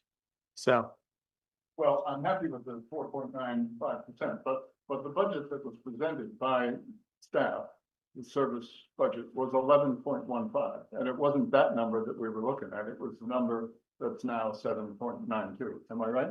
Yes. Okay, so what we've been talking about all along is that number. That's true. Right, it's. And we've been, both. yeah, no, sure, both, but the presentation said 11.1. We said, oh, that's too high. Let's try and get that down, and we've worked it down. And now we've found an even lower number, and so we're saying, wow, we're there. Well, yeah, We didn't do anything else. It was, we looked into the school adjustment. exactly. But I mean, there might be some more work we could do. The number that we were trying to whittle down was the 11.15. We knew it would affect the bottom line. Now we're so thrilled with 4.95, we're going to stop. And I'm not sure that's. I'm not thrilled, Sal. I think that the percentage that we got to on the municipal portion of the budget is responsible. That's what I think. It is, but we've made up a lot of ground in paving, for example. We did it in a huge chunk, and we did it with an extra $1 million with the lot. And we can't do that every year. We've been deferring things for a long time, and that's true. But I think we can defer a little. We can't make up all the deferments at once. And I don't think we're trying to do that, but. Oh, they definitely are not all granted to this. Yeah, they're not, but we could pull it back a little bit, and that 495 would go lower. That's fine. I mean, I'll just say, Carrie, I don't know if you want to chime in on this, but the capital improvement, I mean, we were really committed to getting to the steady state, accelerating to the steady state of payment, because when we're not at the steady state, it ends up costing us more money in the long run. And I feel like that, I mean, I've said this a bunch of times, but I feel like that's how I've been approaching the budget, is looking at things that end up costing us more money in the long run if they're not addressed now. And I think paving is a perfect example of that. I mean, we pulled $100,000 from paving for the Waverly Steps, and like, for me, that was even a stretch, you know? Anyway, I hear you, Sal, like, and I appreciate your concern for like the average resident who this is a lot of money to pay. I just do feel though that this budget number is responsible because it's, I think, saves us money in the long run. Well, it may, but I don't know, but like, for example, vehicle replacements, maybe I'd like to hear from you folks. If we absolutely had to not replace a couple of vehicles to save $100,000 this year, could we find a vehicle that would, I mean, yes, maybe we would need some maintenance or something throughout the year, but you know, it's why we take a loan to buy a car instead of paying cash, you know, so we defer it for a year, but is that unreasonable to ask, or is everything ready to fall apart that we, you know, absolutely have to replace? Yes and no. That's one area that I'm wondering about. I mean, you could defer these vehicles. A lot of these vehicles have been deferred already. Yeah. You know, it's unpredictable, right? You don't know if that plow is gonna go out on the road and is going to work or end up back in the shop. And then what happens when the second plow goes down, right? It's complicated, and we have a really thoughtful replacement schedule, and we did defer additional equipment. This started much higher, and we tried to spread some of those things out to future years to lessen the pain this year. For sure, we could do that more and bring this down lower, if that's the council's pleasure. Well, I'm just saying, the whole budget is a bet. It's a bet on what will happen and what won't happen, and I'm just suggesting we change that slightly. Yeah, I mean, I would say, like, we talked about this last week, and right, like, that there is a process, and you're using like data and software to determine the replacement schedule for those vehicles, you know, so yeah, it's a bet, but you know, to the degree to which we're making bets on the best information that we have, I think that's. Carrie. Yeah, I think that sometimes I want to be council every time about what we defer and what do we defer. And we're in some holes now very clearly. And so I think that this budget with the 4.95, we're fortunate that it can work out this way because of school budget and other, whatever that math is. Yeah. And so we've already made the commitment to the paving budget and to try to get to a steady state there in the capital plan. And the fact that we can do that much, I think is really great. And I really want to stick with it and don't want to defer anything else or cut anything else, because if we do that this year, it's just going to put us farther into hole. We're going to have to do it in the future. And I think we can do it now. I agree, this is a responsible budget. I think this is, you know, not ideal as a tax increase, but I feel fine about it. And I would rather take the opportunity to try to get a little bit out of the hole now while we can, given that we don't know what it's gonna be like next year. Maybe next year it'll be even worse. And just I reshared the capital budget slide just so you can see the increase in equipment year over year is only $100,000. The big driver is the jump in paving here that's being funded. And we started deferring equipment back before I arrived in COVID, and I've watched how big of a price we paid for that. And so, you know, you'll see big jumps in outer years, and we're still fine tuning that to bring those equipment amounts down. And, you know, figure out exactly, but you can see based on the $1 million a year in 28 through 31, we already have significant equipment pressure in there. You know, as we started with $1 million this year in those lines and bumped some things out already. And we'll continue to bump things out, which is why I just caution you about the bumps from this year. Helen. Oh, sorry, and then Adrian. I think Jim was waiting before me. Oh, okay. If you want. Sorry, Jim, I didn't see you. That's all right. Stick around on my screen. Go ahead. That's all right. I think we got lucky this year, like Sarah says. I can live with 5%. I think the worry for me is more next year because our city budget was 8% up.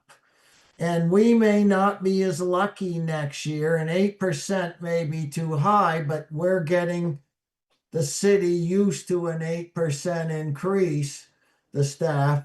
I'm worried about if the school is way up next year, you know, we're going to have to deal with this a little different. But I'm fine with this year, but I just caution when you do something like this, it can come boomerang on you next year when people expect 8% in the staff and suddenly with the school high, we won't be able to do it. So that's all I want to say. Thank you. Thanks, Jim. I don't know that staff will definitely get their heart set on an 8% increase. We know how difficult this was it was incredibly challenging for Kelly and I to bring to you an 11% budget increase. We knew how that would be received. And I spent days and weeks and, you know, as much time as I could, and I combed through that budget to cut everything I could to make that hurt less. But anything after 11% was a policy decision, and that's why we brought it to you at that. Because that wasn't a decision for me to make on the city's behalf. And so it just, nobody thinks we're gonna get 8% every year. But you know, a little bit of luck allows us to play some catch up in this year, along with that local options tax money. And then that local options tax money will be a base build in to help keep capital funded at a higher level. And then, you know, as you move in with a new manager, maybe she will find, you know, things that fresh eyes we don't see, or you have this conversation and again, and you'll have to make difficult policy decisions about what you don't want to do. But this year, we can do a lot of it where we sit today. Helen. Yeah, when you and Kelly ask us what we think about the budget, right? And I send you and Kelly long email, and for me, CPI level will be great. But then I did so many work and research, then I found that between 3 and 5% can be, people can absorb that, right, somehow. But the thing is, for me, for the future, again, I'm okay with the 9. I will not say 5. I will say 4.95% because it is between the range I was looking for, but it is also at the higher level of that range. That brings the affordability issue for me, because sometimes when we talk about affordability, we think about it as an economic concept, but to me, it's a social issue. So I was at the farmers market, I think in August or something. And I was like, oh, I created a chat with Pillin, right? People come and the guy came to me like, oh, what is that? I said, oh, and I explained, and he said, oh my God, actually, I don't live in Montpelier, but I want to say something to you. I said, yeah, my wife and I, he said, we used to live in Burlington, and now we don't live there, but we want to move in Montpelier. We came, we look everything like two young people, right? Isn't that nice to have them as our residents? And then he said, because we couldn't afford Montpelier, we had to move to Northfield. So again, this year, fine, but we have to plan somehow that we will not miss couples like that or families like that. So luckily they enjoy Montpelier. They come to here to spend time and money, but at the same time, let's try to make it lower so we can have more families can live here. So then we can call Montpelier as an affordable city. But overall, thank you. And I asked other cuts before, and I learned that we cannot do it, and I'm okay with it. I didn't bring all the numbers with me today because I don't want to waste anyone's time. So it was nice that I learned all the details beforehand. So let's fingers crossed. Yeah, I think Montpelier is a really special place, and you know, we are a small city doing big city things, and that's what drives that cost up, and it does make affordability a challenge. But it, you know, those things are the things that make Montpelier great also. Adrian. One of my focus areas was technology. It's a really big ticket item for our budget. And I mean, I just, thank you. I think it was Evelyn sent the whole breakdown. You know, I'm sure you've looked to figure out how to cut these costs, but I just want a little bit more information of, you know, the basic telephone service, you know, went up. Yeah, those are based on actual experience and rates. That's just what they are. That's just what they are. And like internet, professional service, what is the professional service? It's $350,000. The professional services simple route, that was a contract that came before all of you and you approved, Okay. that, and last year, and that 350 isn't just that, it is that and, like Adobe and the licenses, and, it's also for capital infrastructure to help rebuild. That was part of why I hated to give up the 50,000 in capital technology, but there is some of that 350 that's baked in to help get our really aging IT infrastructure back up to snuff. And so, you know, we approved a multi-year contract that, you know, came before all of you that had the annual costs of helping us operate the IT, as well as the planned improvements year over year. And so we've updated our computers. We have a brand new server, but there is a long way to go to get our very old bubble gum band-aided IT to where it needs to be. I would just think of this as like an opportunity, right? So if we are looking at the new assistant, admin assistant, and then still having the assistant city manager.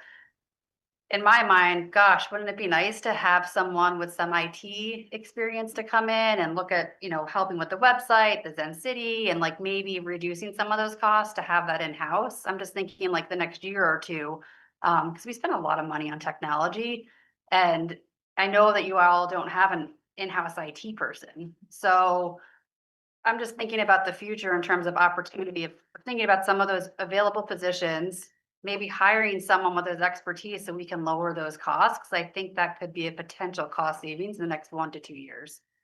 So I do have a bit of a tech background, so I just, I'm not sure that you would have gotten an in-house tech person in the city in that role at the price you had before we reduced the pay by $30,000. What you're going to get in the executive assistant role for that is likely not a seasoned IT professional, but that, you know, maybe. My 17-year-old is a whiz. I think this generation of children, I don't know, I would not count that out. No, I mean, these younger I mean, they are way more tech savvy than I'll ever be in my old age, so. So folks, before we go too much farther, I just want to remind us, we have a motion and a second on the table, and I think this would be a good time from Jim on the community fund. Thank you, Jack. Thank you. Just like to take care of that so we can, Harry, we're going to address that? Yes. Okay, Yes, great. I'm not speaking against it or at all. I just want to make sure that people really understand that the 4.95% increase we've been talking about, and we've been using that number over and over and over again. If we add this to the community fund, it would be 4.97, or just probably. Yep. Thanks for the reminder. Are we ready to vote on that, addition, $4,025? If so, all those in favor signify by saying aye. Aye. All right, Any opposed? All right, we're in, and that's Article 7, I think you said? Yeah, Great. but we'll go through it when we get to the warning. I'll Yeah, update yeah, you yeah. now. Okay, great. thank you, Um, everybody. Thanks, Jim. Thank you, Jim. Are there any other motions that people would like to make regarding the budget at this point? Jack, is it appropriate to make a motion to just move the budget? Aside, yeah, separating out the city clerk's Yeah. line, but yes. Wow. I'll make a motion that we approve the budget as presented, with the caveat that we separate out the clerk's office line. Is there a second? Any discussion? Yeah, I want to ask a clarifying question. Should we make motion for all the things we work on? Or we will just approve the last Yeah, this number? is, Yeah, this is just all of what we've done. Yeah. But this is the same budget with the same, let me just pull that number. You know, this goes in, Article 2, where taxes to be raised is 13,187,000. Yeah, because I received this question, so people were wondering like, how did you decide all these things without motion? But apparently there is no need to make, because we There were will. motions in the other 2 meetings to decide these things. so this is Okay. where we are now. Yeah. This is where we are. Any discussion, folks? All those in favor signify by saying. I'm sorry. Can I say? I'm sorry, I, Yeah, that 2 meetings, we also approved the number, tax rate. We didn't approve each item. I was asking, like, I hope it is clear now. So everybody's just jump in and said that I'm not saying something right. But I was asked, as a city council, do we need to make a motion for it? Or we are removing 50,000? No, That so- was my clarifying question. Okay, Thank no. you. So what happened at the last 2 meetings is, there was a motion to approve the budget as presented with these reductions already. And Okay. so at, not the last meeting, but the meeting before, we removed $196,248. And then at the, last meeting, we removed another $163,956. And Yeah. so there were motions for each of those to make it happen, but not individually one. Okay, and thank you. then technically, we've been talking about the tax rate. In fact, what'll happen is sometime later this year, once the budget is approved, the budget that we're passing is the dollars, the bottom line of dollars. Sometime later this year, once the grand list is finalized, we will then have a vote to approve, to set the tax rate based on the budget applying the grand list to it. And so it'll be right around what we're doing, but our vote tonight is not Not for the 7 tax point. rate. No. Exactly. It is, you are voting on the revenue amount, and then the voters get to vote on the revenue amount in March. Then there's 30 days to make sure there's nothing wrong with that or appeals, and then you're good to go as we head into July. In June, your new finance director will come back before you, and you will set the tax rate, and that is essentially a math problem at that point. And I am assuming no change in the grand list. Any adjustments to the grand list would impact that percentage increase. The hope is the grand list grows, right? And so, but I'm assuming, I don't like to hedge my bets and play that game because it is not worth the gamble. All right, so we have a motion and a second. Do we have a second? We did have a. Adrian. All those in favor signify by saying aye. Aye. Any opposed? No. Okay, the budget as proposed is adopted. Oh, we do need, thank you. Adrian. Ben, Yes. Carrie, Yes. Jim, Yes, Helen, Yes. Sal. No. Almost got you there. Yeah. I just think that I mean, next year and every year after, the only thing we're gonna have control over is the municipal budget until the last minute with the school. It's always gonna be presented as a municipal budget. It's always gonna be that 11.15 or whatever that number is. Until, you know, like a final night tonight, if we're lucky. And there isn't confusion. That's what the paper publishes, because that's what we discussed, is the municipal budget. So I don't think we should introduce more confusion by trying to switch the focus to the overall budget, because we won't know that. Many years. I would say that's totally fair, right? I just think it is confusing for the general public when I sense that some people don't recognize the distinction between the municipal budget and the education portion of it, and so they do think that like, oh my gosh, my taxes are gonna go up, you know, overall. That whole amount. Right, and so I totally agree. Yeah. All right, the May chair I- would, May I? yeah. I just want to add one more thing. I said yes because it was 5%. So we need to change the narrative because I was talking so many people and my perspective is I cannot approve 8%. So whatever we are doing, I hope people do not think like Sal mentioned, because then it's a problem about my integrity, right? I approve 5%, all of us, or whatever. I don't wanna talk on behalf No, of what anyone, yeah. all of you approved is not 5%. You approved of the 8% increase and it nets down to 5%. So that is what happened.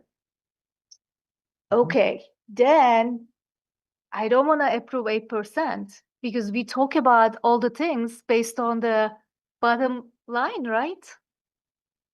So if it is the case, I wanna change my vote because we talk about, oh, it will be 4.97. That is what the tax bill, the whole tax bill will go up is the 4.97.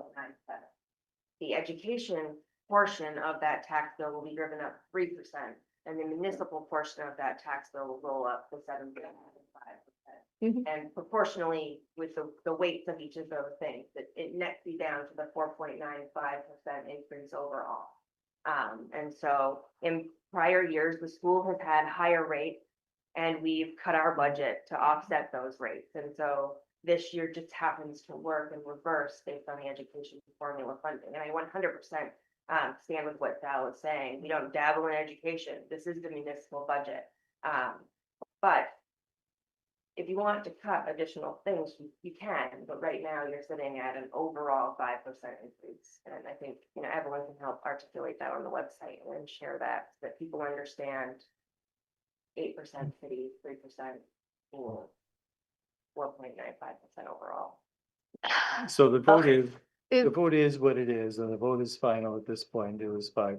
And the roll call was.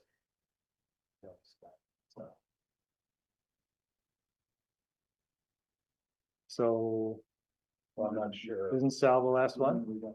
Yeah, I think that was the. I always do it, alphabetic. I do it alphabetically because that way it's easier for me to remember. Thanks. Yeah, I know it's a technical thing, but I just want to sure, right? So, for example, I don't want to take more time, but Sal and I go to our listening session next week. Sal said, I said no because it was 8%. Then I will say, I said yes because it's 5%. And people will say, what are you talking about, you two? Like, haven't you in the same meeting? That's why I just want to be sure what we are voting, right? Because we started, oh, this is the difference after the education tax. Yeah. I know it is technical Yeah. thing. My understanding was that Sal voted no because it was an 8% on the municipal budget, correct? You just thought it was too much. Too much, right? It was too high, and that's totally fine. I get that. And my takeaway from your vote was that you were okay with the 5% overall. But that may have been an incorrect interpretation, but the municipal budget is going up 7.95%. It's a budget increase. It's not a tax increase. I'm asking these questions for all the people. Okay. So when I explain, right, my vote, I can say that it's the 8% is the budget increase. 5% is the tax rate. 8% is the municipal budget. I know, yeah, I know. 5% is the overall aggregated tax rate increase. So if Okay. people want to know what their tax bill is going up, that's the tax bill they get in the mail. That includes municipal and education. Yeah. Will be just under 5%. Right, and so if people can use the spreadsheet that'll be posted online, if they don't want to use that, it's as simple as taking your prior tax bill, taking a look at that, taking the municipal, it's broken out, education versus municipal, and you can just quick math, school times 3% equals X, municipal times the 7.95% equals, and then you can come up with that math on your own. It is pretty straightforward. I know, like, I live it every day, so I get, but I'll make sure Evelyn. Yeah, I just want to bring this up because we talk about changing the communication, changing the narrative. That's why I am trying to explain clearly, because people go back and watch these recordings. So if I sound like, why is she asking the same question? Didn't she get? No, everybody like, should understand. so I have to highlight, right? Oh, this is what we talked. This is what we voted. And this is what we decided to share with the public, right? So that's why I was asking. My takeaway on the narrative, if I may, is that we approved a municipal budget that has a 7.95% tax increase. We talked about the school budget that we have no control over that has a 3% tax increase. And when we look at the bottom line, that gives us a 4.95% tax increase overall. And I think that is the narrative. Yeah. And that's an honest report of what we did, Yeah. yeah. Folks, before we, Yeah, before, 4.97, my bad. Yeah. before we take our break, which is Thank you. imminent, the chair would entertain a motion to approve the city clerk's line of the budget. Please. Oh, no way. Zero. hold it against me though, you just got your old order. So moved. Is there a second? Second. All those in favor signify by saying aye. I, Any opposed? And I will. You're abstaining. Yep. Conflict of interest. All right. We're gonna take our 8:30 break at 8:51, and let's try to be back here by 9 o'clock so we can get Sarah out of here as quickly as we can. Yeah, sure.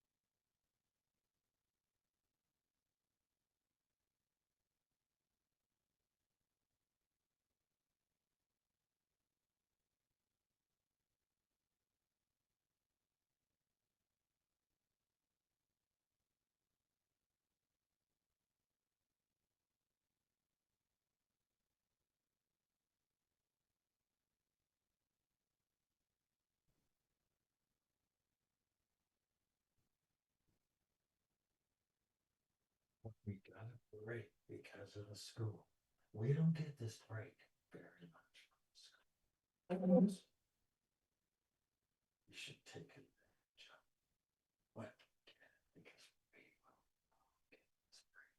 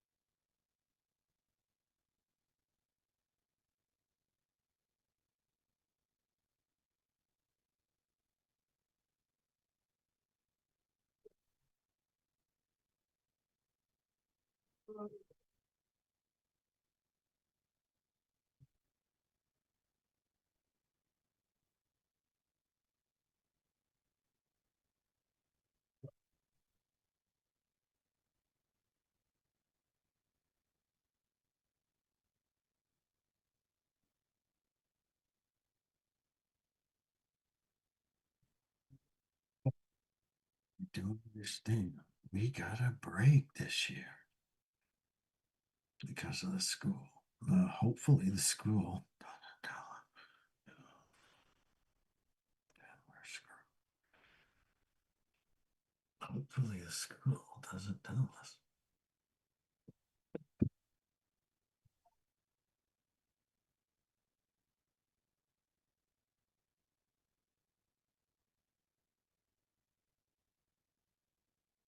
You're coming up next.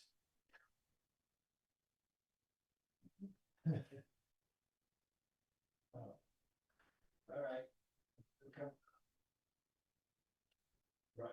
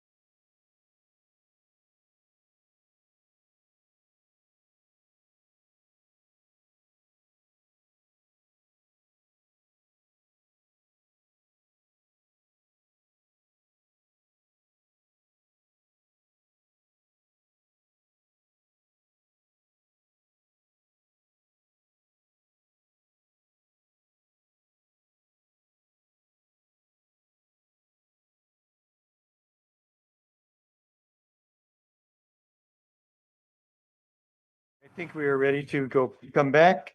And next up is the second public hearing on the bond. So I'll open the public hearing and I will recognize the finance director.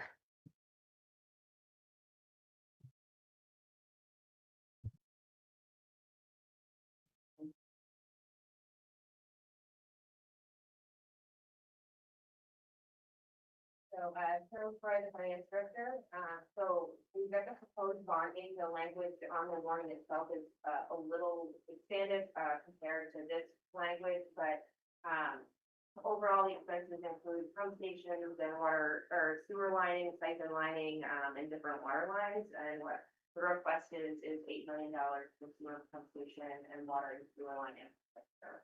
I will, share the warning that is available online. That way. You see exactly.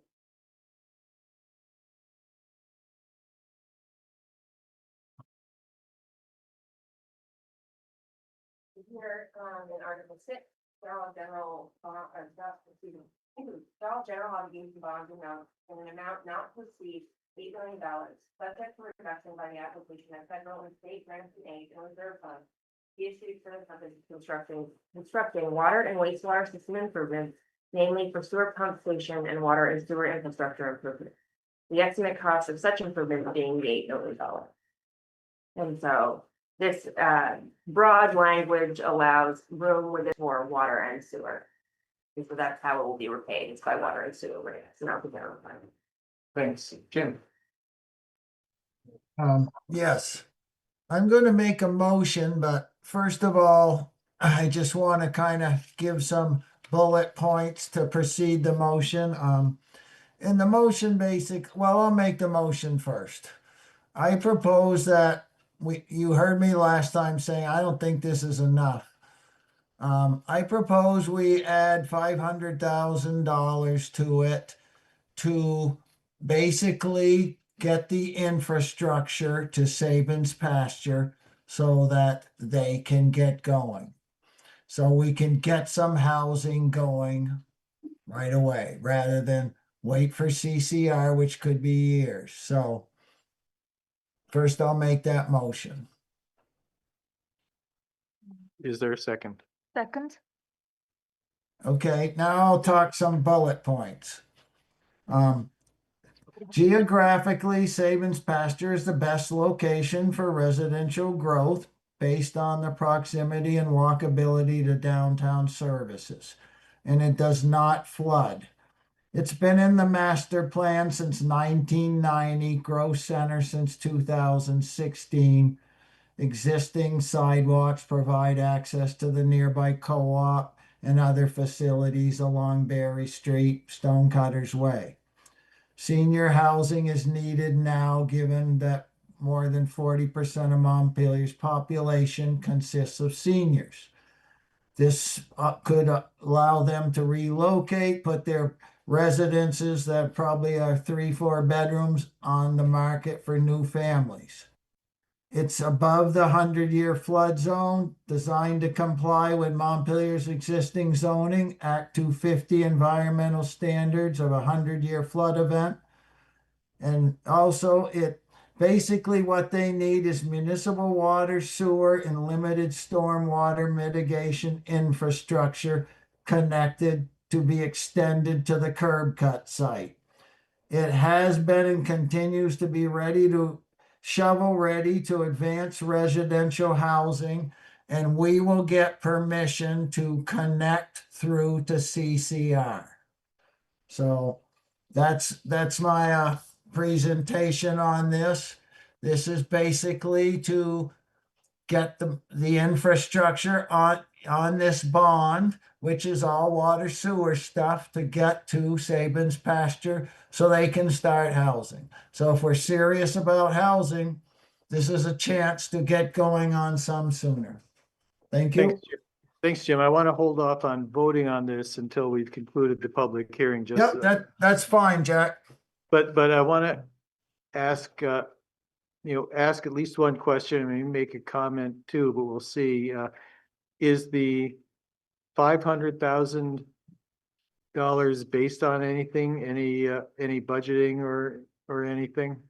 I think that, there was a figure given by Kurt on what this might cost, but he can address that.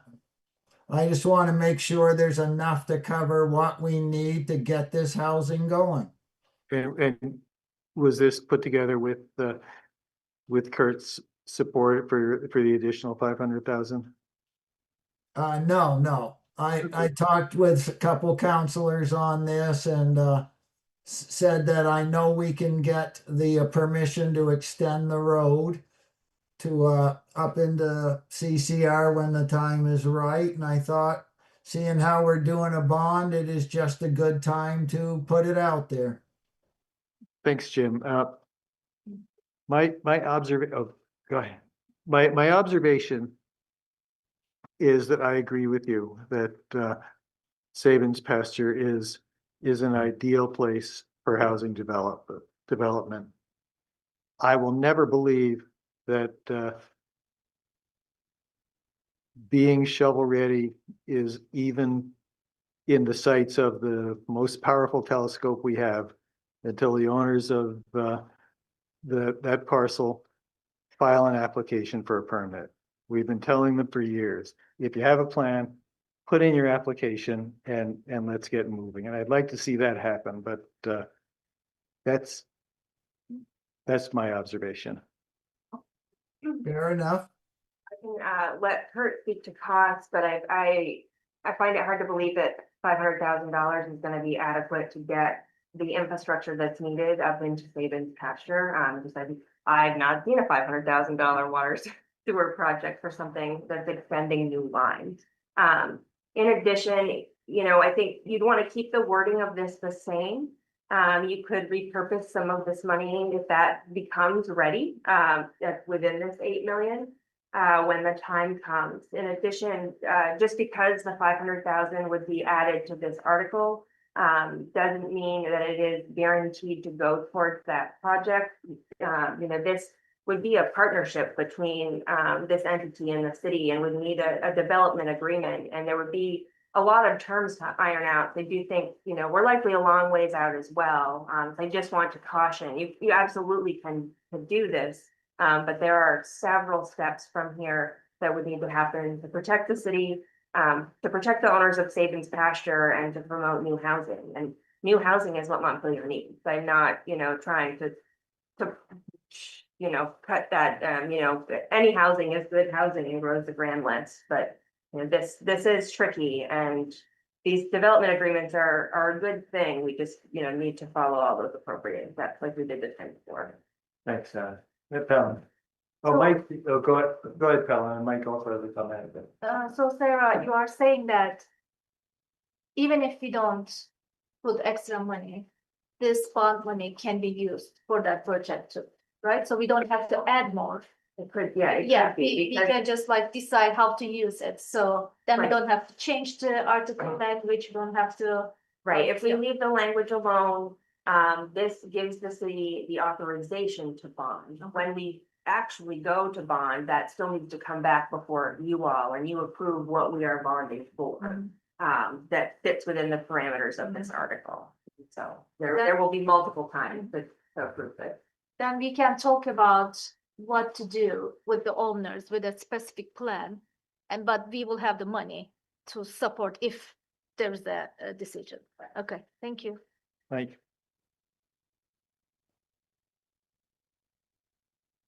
Mike Miller, Planning Director. So I think the important thing to keep in mind right now is that there's currently a program in place that is opening up. It's the CHIP program. It's what we have been talking about for Country Club Road. And I met with the Sabins Pasture folks during the summer with their attorney to go and say that this is going to be the best approach for them. And it's going to be a process very similar to the one you all looked at for Isabel Circle. So they'll have to come up with plans, they'll have to come up with design, what the infrastructure costs will be, what will be built, and these, except instead of going to you, it's going to go to the state, and the state VEPSI board will look at whether the project is viable, and then they can get these infrastructure paid for through a chip without increasing and taking on the local debt.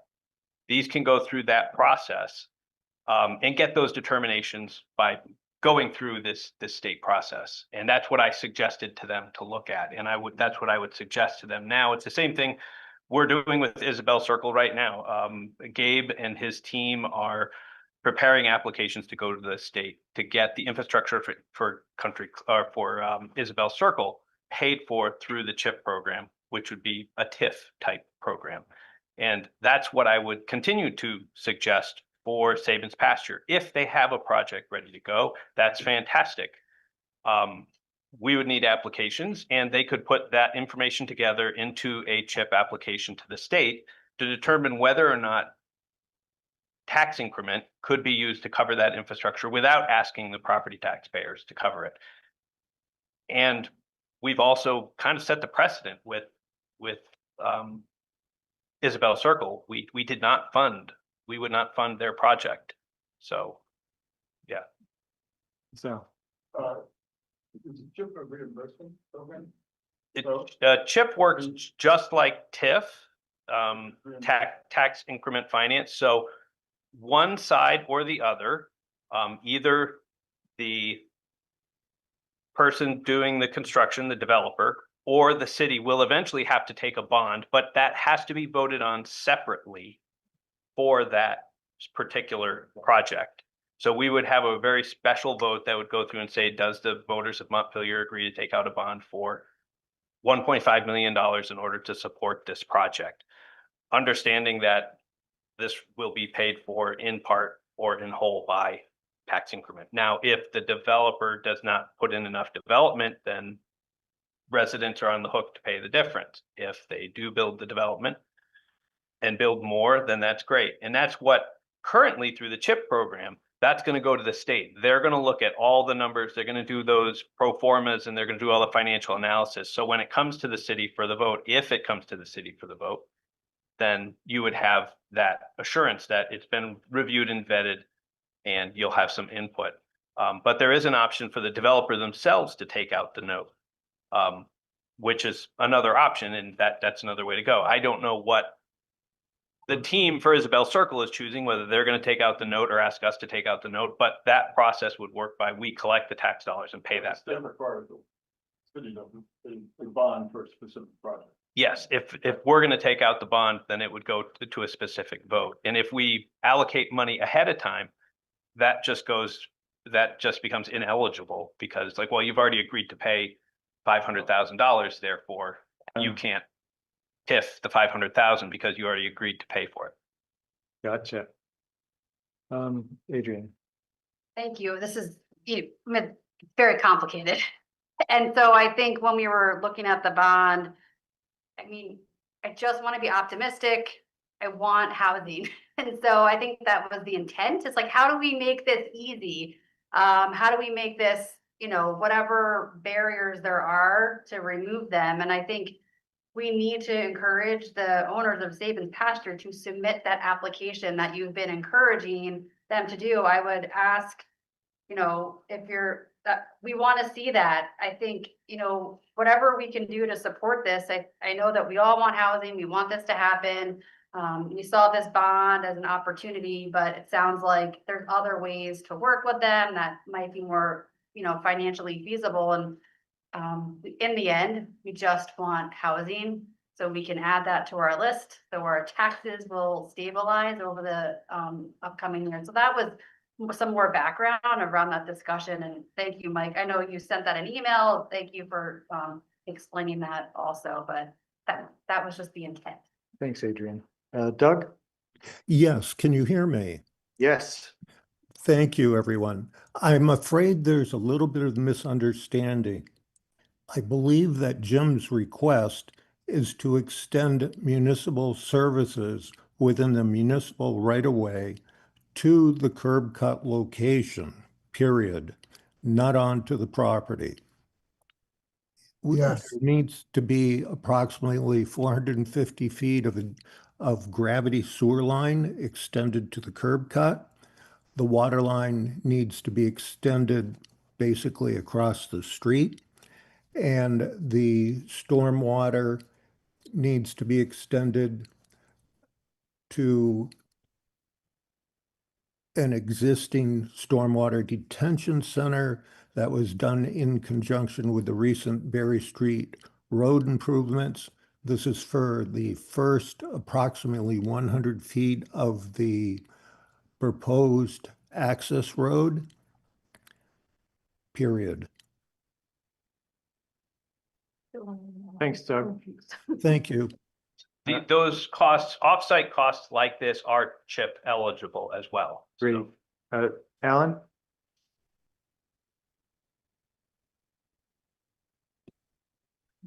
Alan, you may have oh, you're still there. I was going to say, I think Doug just answered it. Okay. We were not talking about road. Thank you for letting me speak, and good Thanks, evening. Alan. Thank you. We were not asking about road coming on to Sabins. It was the part of Berry Street that needs to be brought to Sabins. And that's the part we're seeking help with, please. Thanks, Adrian. But just to go back, we need an application. Is that like the core root of this so that we can help plan and support them? Like, what is the barrier? I think it's a whole package. I mean, having a proposal is one step. I mean, they're going to need to get permits, and they're needing to get the financing for the infrastructure. So I think it's really something that kind of has to come out together and start to work with folks. There are different companies that can help you go through the CHIP program. So they really just need to start connecting with folks who can help them go through the CHIP program, because it's going to be probably an iterative process back and forth as they're working with the state. The state's going to say, we need to see a little bit more X or a little bit more Y, or and that's going to affect the permit. But we can do the preliminary reviews of these to determine, yes, this is going to be something that from our standpoint in the permit office, we don't see any barriers to. We can approve these, but now we need to get through the financing piece and kind of keep walking. Similar to what we're going to be doing with Country Club Road when we get there. We're going to have development proposals, we're going to have zoning regulations, and we're going to have them going through a CHIP process. And it's just going to kind of walk its way through in a clumsy manner, probably, as we go and say, yeah, we're going to do this. And it's like, well, we got to adjust that to make this happen because we need X, Y, and Z. But that's the general process that I think they need to start working on. But we need to see, and not necessarily the application with the check, but we need to start seeing these rolling out with very clear proposals of this size building, this amount of footprint, so we can calculate increment, how much tax revenue is this going to generate?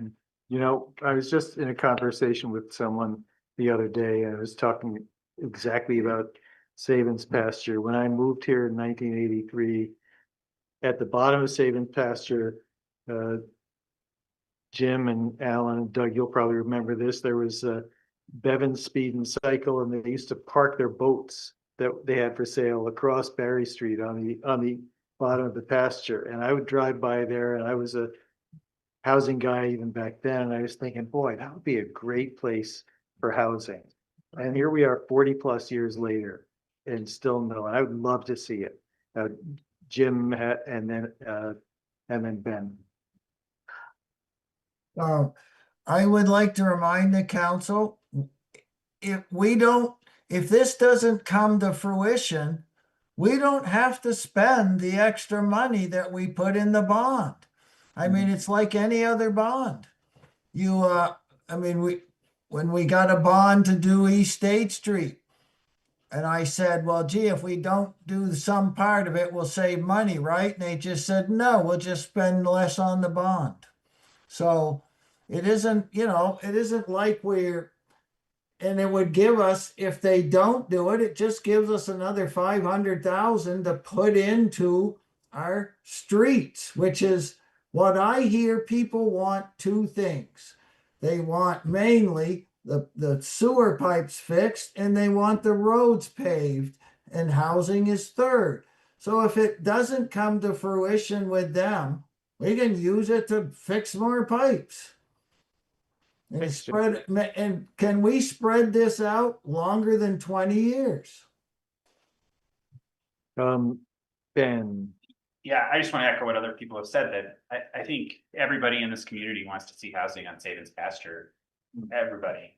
I think, but really what we're talking about is financing something. And if we were a business and going to a bank and asking for a loan to finance a business, they would ask us for a business plan, what this all looks like. And we just haven't seen that, and I mean, I think my second meeting as a council member, we were told we were going to see a proposal of what everything looked like, and haven't seen it. I think literally everybody in this community, well, I shouldn't say that. I think a lot of people in this community want to see housing on Sabins Pasture. I know this council wants to see it. And I think what we need is a plan so that we can help them use tools like CHIP to make it happen. But until we have something, it feels really premature to me. Sal, and then Helen, and then Carrie. I just want to clear on what we talked about earlier.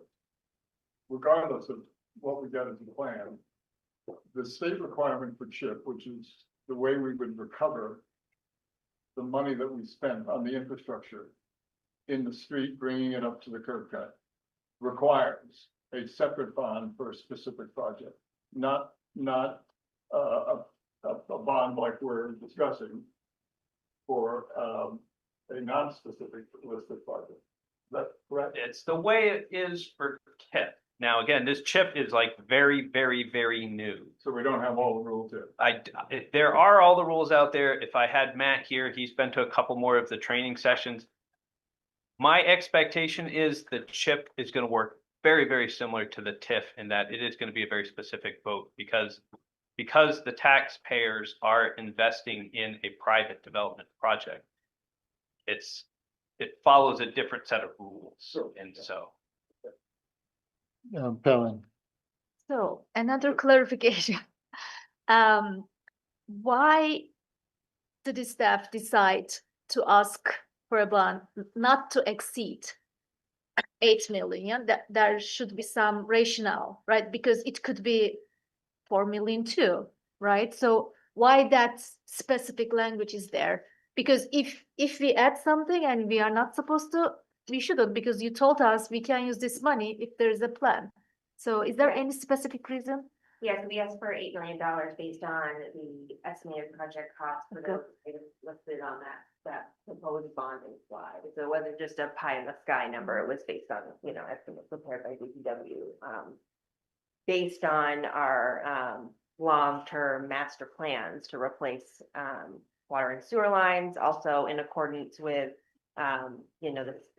where we are with the state. And our bonding capacity, which is another topic of conversation at a future meeting, is to revisit the debt policy. Thank you. Carrie. Okay, yes, I agree with all the people who want to see housing at Sabins Pasture. I haven't lived here for some years, but the entire time I've lived here, it's gonna happen anytime now. And I want the city to do whatever we can to remove obstacles and to help facilitate that happening. And so whether that's CHIP or some other process or whatever it is, I feel that's very, very important. I really want us to do it. I don't want us to decide what we're going to do about Sabins Pasture tonight as we're finalizing the warning for a bond that's already been thought through, it's already been planned out, and that is, has a plan for it. This isn't a good process for doing that. So I would rather just keep it at the 8 million that it's at. I'm assuming that the staff has looked at things like what we can afford for debt service, as well as what projects we need covered, and that 8 million is a good amount, and that increasing it now at literally the very last minute like this doesn't feel responsible to me. And so I'm not in favor of that. And then I also, knowing that we wouldn't be able to earmark it for any particular, anything that specific right now. So I would like to keep it as it is. And I would like us to continue to have these conversations about what we can do to get housing built, Sabins Pasture. Thanks, Carrie. John, if you correct me, there's gonna be an election in November, correct? So like if they were ready, no, there's another chance to put something on an article that gets voted on when the big election happens. Well, strictly speaking, there could be a special city meeting called. Well, yeah, absolutely, but you also have November coming around the corner. so, Yeah, you know, November. Trying to save you some work, John.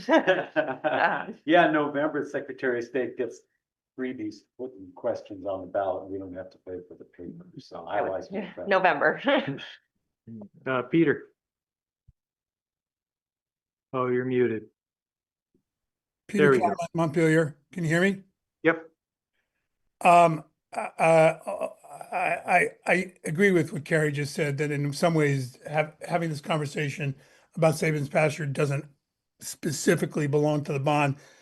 But since Mike and Ben both spoke to this issue, I want to comment on it. They both talked about, needing a business plan and, we haven't seen anything yet and so forth. I would like to see the city council direct the director of planning and community development to proactively work with the owners of Sabins Pasture to make this happen. This idea that, oh yeah, well, they can hire this and they should do this, they should do that. The Office of Planning and Community Development needs to be proactive, working with developers who are ready to do this. And I have not seen that happen over the last 10 years, except for the distillery, which was a business. I haven't seen this happen with housing. And I think you really should direct Mike to pursue this aggressively. Thank you. Thanks, Peter. Are there any, we're still, just to remind people, we're still in the public hearing on Article 6, the water and sewer bond. Are there any other public comments directed to that item? And Alan Goldman, you passed on your opportunity to talk before, so I'll call on you now. Thank you, Mayor. You're very kind. Again, I apologize. There seems to not be true clarity what we're seeking assistance with. We're seeking assistance with when the original TIF project of 64 million and 26 million was assigned to Sabins. And there was a substantial amount assigned to Berry Street that was going to rebuild Berry Street. We realize we're in a different position now, but we were hoping at least the city could finish the progress that it needs to make on Berry Street to get it up to the edge of the site. I just wanted to make that clear. We were not seeking a road that was going on to Sabins. We realize that's now a different situation, as Mike is talking about, that too could be approached with a chip. But we were also hoping, and it sounds like maybe you can reassign some of the 8 million, that at least the city could bring the proper connections we need to take from that point. And I appreciate the time and thank you all. Thanks, Alan. Folks, one last turn. Steve. This is a area that I've done a lot of research and thinking about. This is a prime example of our dysfunctional planning. And the fact that we had a TIF in place that included Sabins Pasture and we dissolved it in favor of an unresolved brownfield, right? And that was just the stupidest thing to do, because we could be now building within that TIF infrastructure, bonding, putting a road through, accelerating housing. And we shot ourselves in the foot.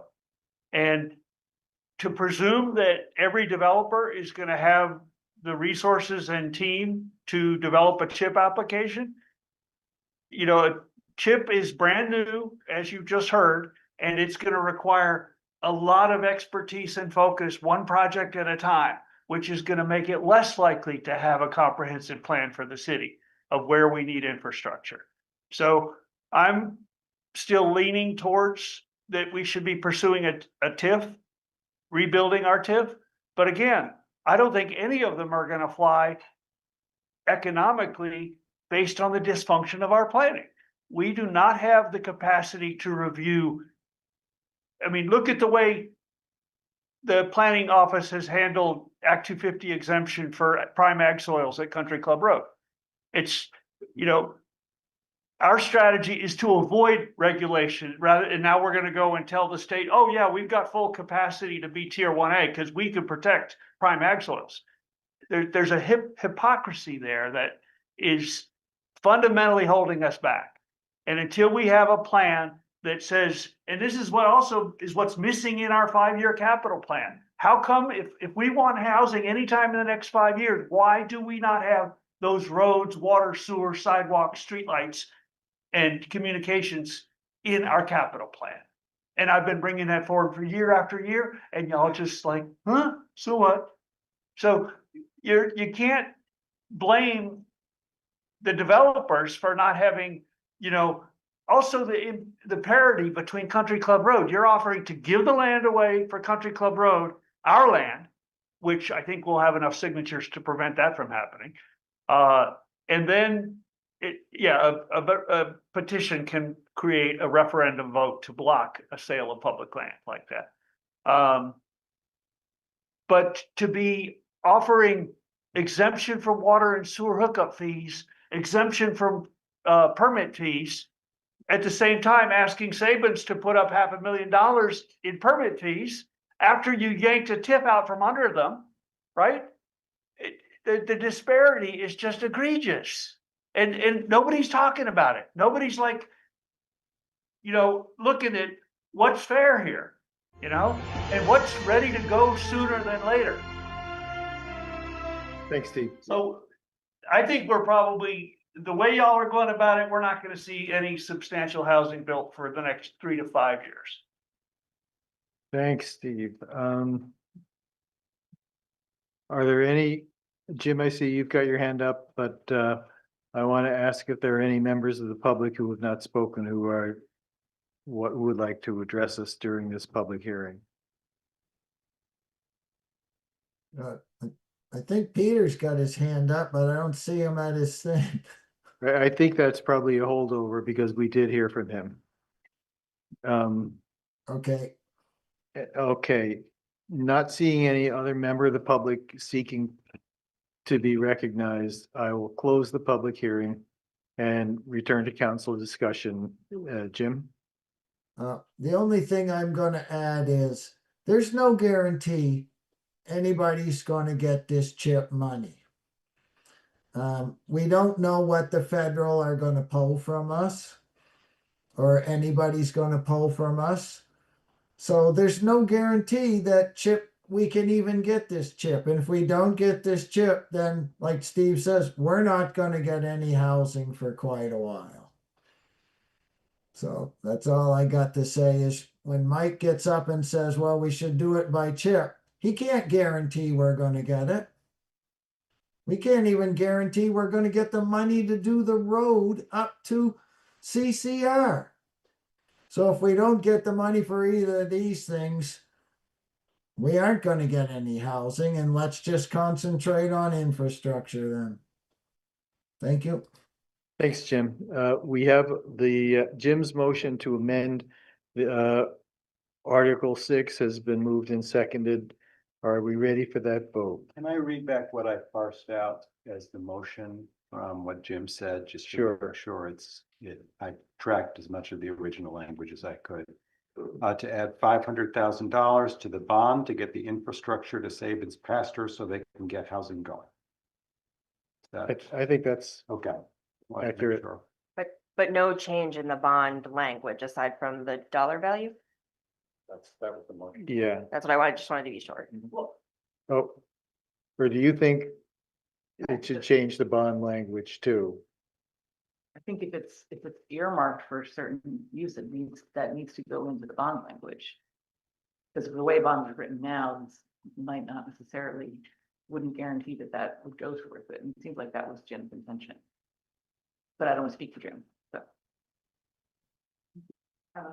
So I think, when we were looking at the PowerPoint presentation, which was this document, there was a list of expenses that were included. So you had your bond language, but those were just examples of potential projects.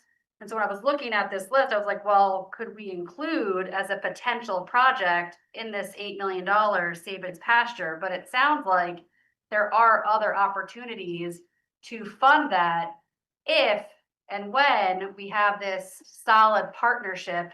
And so I'm sorry that we got totally sidetracked on this bonding discussion, but I just didn't want to miss an opportunity. Yeah. That is all the intent of that was not to miss this window of an $8 million bond to potentially bring in housing to support Sabins Pasture.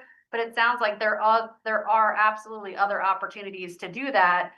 We just need to work in partnership with those property owners to hopefully to support them through these complicated application processes for funding. And I hope we do that. But right now, I will say that the way it is written for the proposed bonding, I'm fine with, knowing that there are other avenues to support that property and accelerating housing. Yeah, I wanted to caution the specificity within the article because a couple of years ago, we had bonds that went and then we had to take them back because the article's back, which is even more confusing to explain to voters. Why are we amending this article? And they were too specific. They called for a wood pellet boiler and the number of years in the bond term. And like, we just don't do that because this gives us the authority and you can do those things within it, but doesn't bind us and have to take us back to the voters again to unweave or change or broaden language. So you think it's okay to just put the $500,000 in? I would encourage only changing the dollar amount if you were to make this change, but if not, like it's entirely your article and up to you. Sure. I am not in favor of doing that. I just think that's what the original motion was, and I just want to be really clear on what we're voting on. How about this? Just thinking in terms of, I'm reading the language of Article 6. And if you read along with me down to the second to the last line where the word, it goes water and sewer line infrastructure improvements. Adding before the comma, or extensions to facilitate housing development at Sabins Pasture. That's tricky because we bond separately for like general fund items versus water and sewer. So we don't ever combine I see. those. So we just got to be really cautious here. And I just want to clarify, we would be obligating the city's bonding capacity to a project that we haven't seen a plan for. Well, there are two different questions we're talking about here. One is Carrie's point of what should the motion be to reflect the intention of the mover, and then two is whether it's a good idea to do it at all. Yeah. And so far, this discussion has been, what should the wording of the motion be? John, right? You got that? Hasn't the motion been made already? The clerk read us the motion. Yeah. It's been made. Yeah. We have the motion. That's what it says. Yeah. The question of exactly what the wording will look like on the ballot. You can do I'm assuming that we probably need to change the wording on the ballot. This is part of why I'm going to vote against it. That's So, my- and we have another item on the agenda to set the warning. So if the motion were to pass, we could then use that item to do the collection. Okay, so let's just, Pelin. We receive, and since we can do this with the 8 million, I think we don't need approve another thing. So I will also say no, but we should keep working on this. Okay, I think we should vote. Is anyone not ready to vote at this point? Okay, this will be a roll call. The motion, you all have the motion in mind. Adrian, No, but thank you, Jim, for bringing this up. Ben, No. Carrie, No. Jim, I'll say yes. Pelin, No. Sal. All right, the motion fails. We're now back to the original proposal, shall general obligations bonds or notes in an amount of not to exceed $8 million. Is there a motion to approve that? Is there a second? All those in favor signify by saying aye. Aye. Any opposed? All right, thank you. We've completed the work on item 7, the bond. And with that, Sarah, this is it for you. This is your work for the city. And I just want to say, A warning, one more, Jack. oh, okay, good, thank you. Here we are. Thank you. Great. Then we're up to number 8, city warning, second public hearing. I open the public hearing. All right, Sarah LaCroix, one last time here. So this is the city warning, the second hearing on that. I'm going to take you through just broadly article by article because there are minimal changes. On Article 1, I believe this is updated to reflect the commissioner for the cemetery at a 1-year term to complete a 5-year term. John, can you? There's some, this one you can speak to better than I can. Sure, we would just need to, apparently there's a lot more stuff going on at the cemetery than I realized. So we would just need to add the phrases, one commissioner for the Green Mountain Cemetery for a term of 1 year to complete a term of 5 years, comma, one commissioner for the Green Mountain Cemetery for a term of 4 years to complete a term of 5 years. And that would come in after the initial one commissioner for the Green Mountain Cemetery for a term of 5 years. And so that's the highlighted language. That's the highlighted language, yeah. I'm gonna. Too many colors. Oh, literally. All right, well, we can allow that. Okay, so Article 2 has not changed. That would still be for the voters to appropriate a sum of $13,287,636 to raise in property taxes. Article 3 is the mayor compensation. Article 4 is the council member compensation. Article 5 is the funding for Montpelier Alive's downtown designated improvement district. Article 6 is what we just talked about with no changes, is for the $8 million bond for sewer pump stations, water and sewer line infrastructure improvement. Article 7, the amount on this one changed by $4,025 to be $138,175. That was the number I told you, right, John? Perfect. Yep. Okay, sorry, I took that sheet down. So that's the community fund article with that increase. Then it's the Kellogg Hubbard Library article by petition, as well as the Mosaic article by petitions number 8 and 9. Article 10 is the Central Vermont Home Health and Hospice in the amount of $23,500. This is no change from the prior year, so they did not need to do a petition. Article 11 is related to tax stabilization and was spoken about previously when it was added at the last council meeting. Mike can speak to that if you would like. And then Article 12 was by petition and has related to the Palestinian pledge.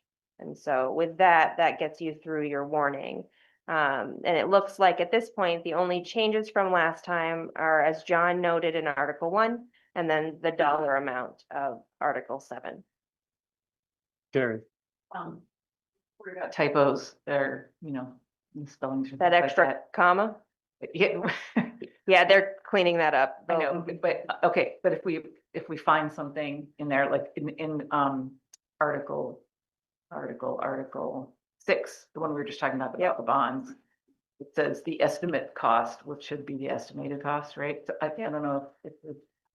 Yeah, no, we should change that. Okay. Yep, no, we should change that. All right, got it. Yep. Okay, good. Oh, and the, this isn't necessary for the warning, but I will put an invitation on the ballot that Article 12 is by petition. Yep.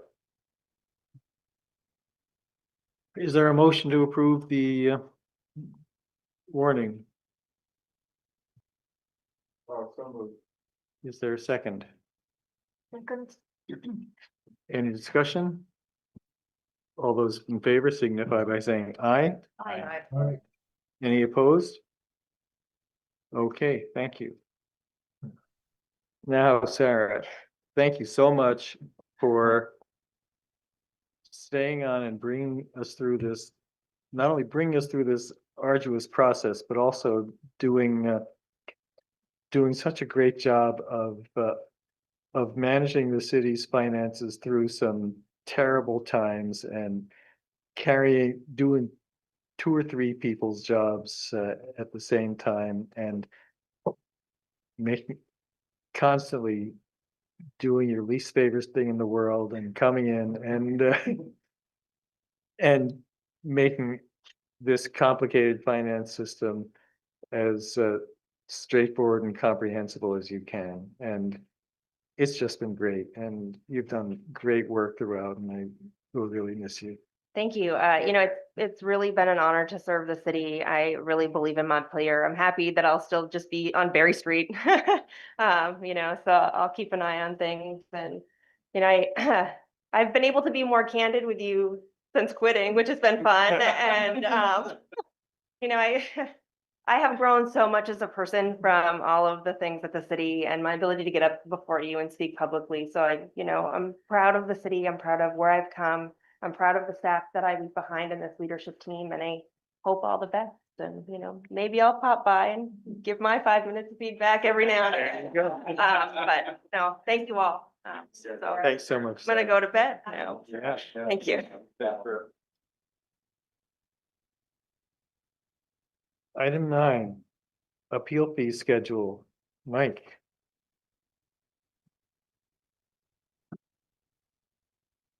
Hi, good evening, Mike Miller, Planning Director. So this is coming back from last week. So just a reminder, we had in October had a conversation about increasing the fees on appeals in order to kind of capture all those costs. Currently, we only capture a couple $100. It probably, and the estimates are in here, it takes us about $1,500, $1,600 of staff time and warnings and all those types of costs. So it was felt that because appeals have been such an issue with projects, especially housing projects moving forward, that we brought forward a proposal that would say, let's stop subsidizing those appeals. If people want to appeal, they should cover those full costs. And that would be $1,600. We were directed to go back and do some work. We came back at the last meeting with that, plus some additional changes. And so we, at the end of that meeting, kind of came to a decision that we should kind of split this into 2 pieces. Let's get the appeals. Plus, there were a number of specifics that we kind of had to add in because we had made some changes to the zoning, like having minor subdivisions, but we didn't have a fee for it. Or their variances and waivers for river hazards that didn't have a fee, or appeals of zoning administrator, or actually that's the one that was there, but permit recording fees. We always were doing it per permit, but because that's the cost, if we issue a zoning permit and a river hazard permit, we've got to take it to the clerk's office and recording. That's $30 a page. So that's per permit. So we just wanted to make sure we added in the additional language that reflected these other things that we do and make sure those costs, but we did not increase the other costs. The only cost in here that's increased is the appeal of the zoning administrator determination, which is $1,500, because the development review board base fee is $100. That gives you the $1,600. So, and we will come back at some point, hopefully February, maybe March. My staff is working on the request, which was to come up with the fee schedule for consideration. And we'll work with also the housing committee, which was the request that we'll put together a presentation. We'll go meet with the housing committee so they're aware of it prior to coming to council. Thanks, Peter. Thanks, Mike. Folks, council, any questions? I just want to say thanks, Mike, for being really responsive to what we talked about last time. This is exactly what we talked about. I'm happy to make a motion to pass this fee schedule. Okay. Okay. Moved and seconded. Any further discussion? All those in favor signify by saying aye. Aye. Any opposed? And Peter, I'm not recognizing you because this is within the general public comment provisions are new procedures. Next up, we have reappointments to the Complete Streets Committee. And we have, just scroll down here. Is someone willing to make a motion?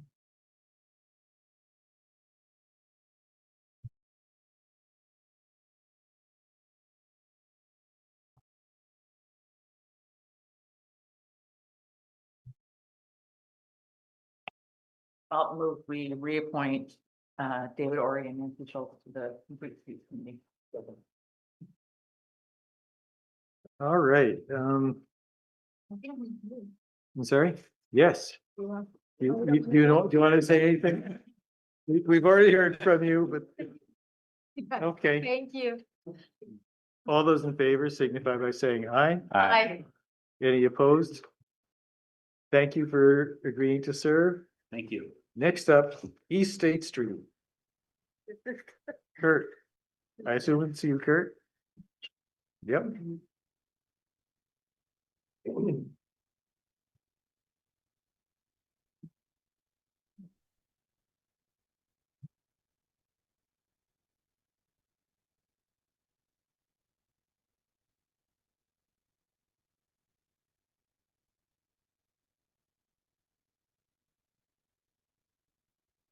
I am Kurt Monica, the Public Works Director. Brief update on State Street. Two things that we're gonna discuss tonight. Council did receive letters from the residents on the right-of-way survey and some current concerns related to that, which I will address, as well as the updated construction cost estimate. So I think we'll start there with the cost estimate.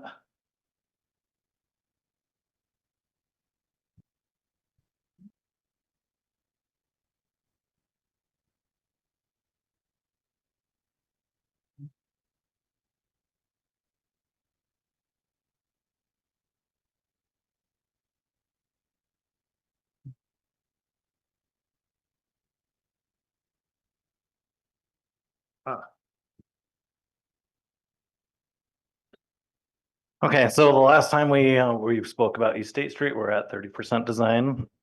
Since that time, we've advanced to 60% design. And what council decided is that we would return, look at the total project cost, and then make a decision as to whether or not to include the extension of the sidewalk on the south side of the street between Hubbard and the mid-block crossing. And at the time, the estimated cost for the retaining wall and associated sidewalk was approximately $800,000. Now that we're at 60% design, we've found that cost to actually be around $500,000. So the cost has gone down for that component of the project, but unfortunately, all of the other cost components have gone up significantly. So I'll just, there's a very detailed estimate with each item and quantities that. Oh, yep. Yeah, thank Sorry. you. The blue box.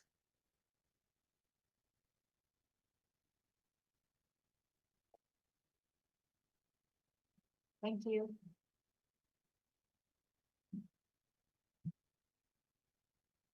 So what we did for the estimate is break it down by enterprise fund. So there's a total water project cost, total sewer cost, storm utility, and then streetscape or general fund items.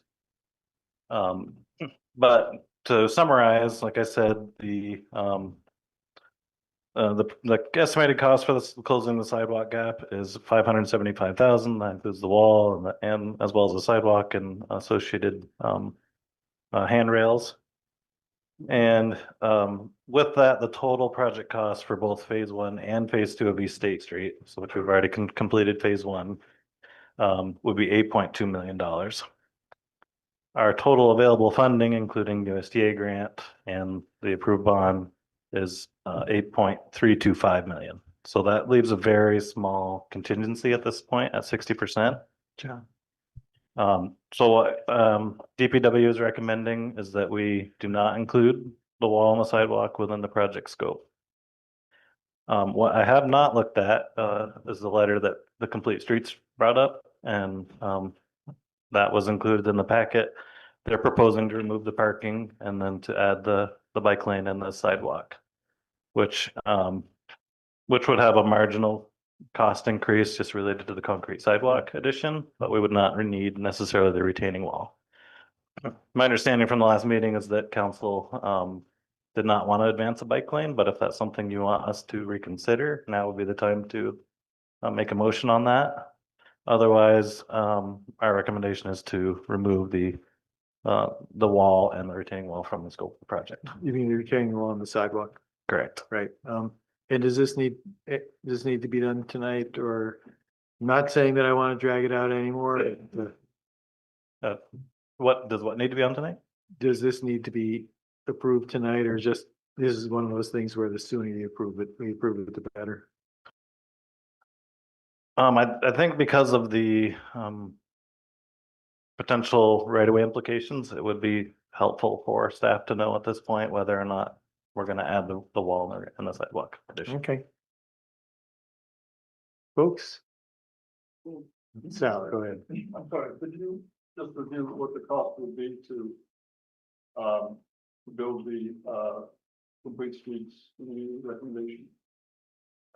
I didn't do a detailed estimate on that. I think that would be around $75,000 added on to the base cost of the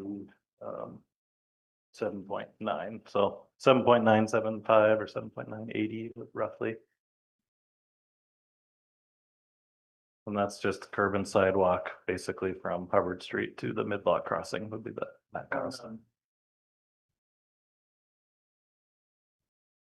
I kind of like that proposal.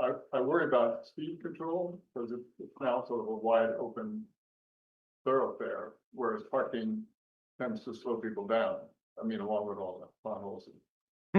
But once it's a smooth, highway, it's great for the cyclists, but I worry about cars speeding up. Would the curb incorporate the bike lane, or would the bike lane be on the road surface? I mean, what would we do to calm traffic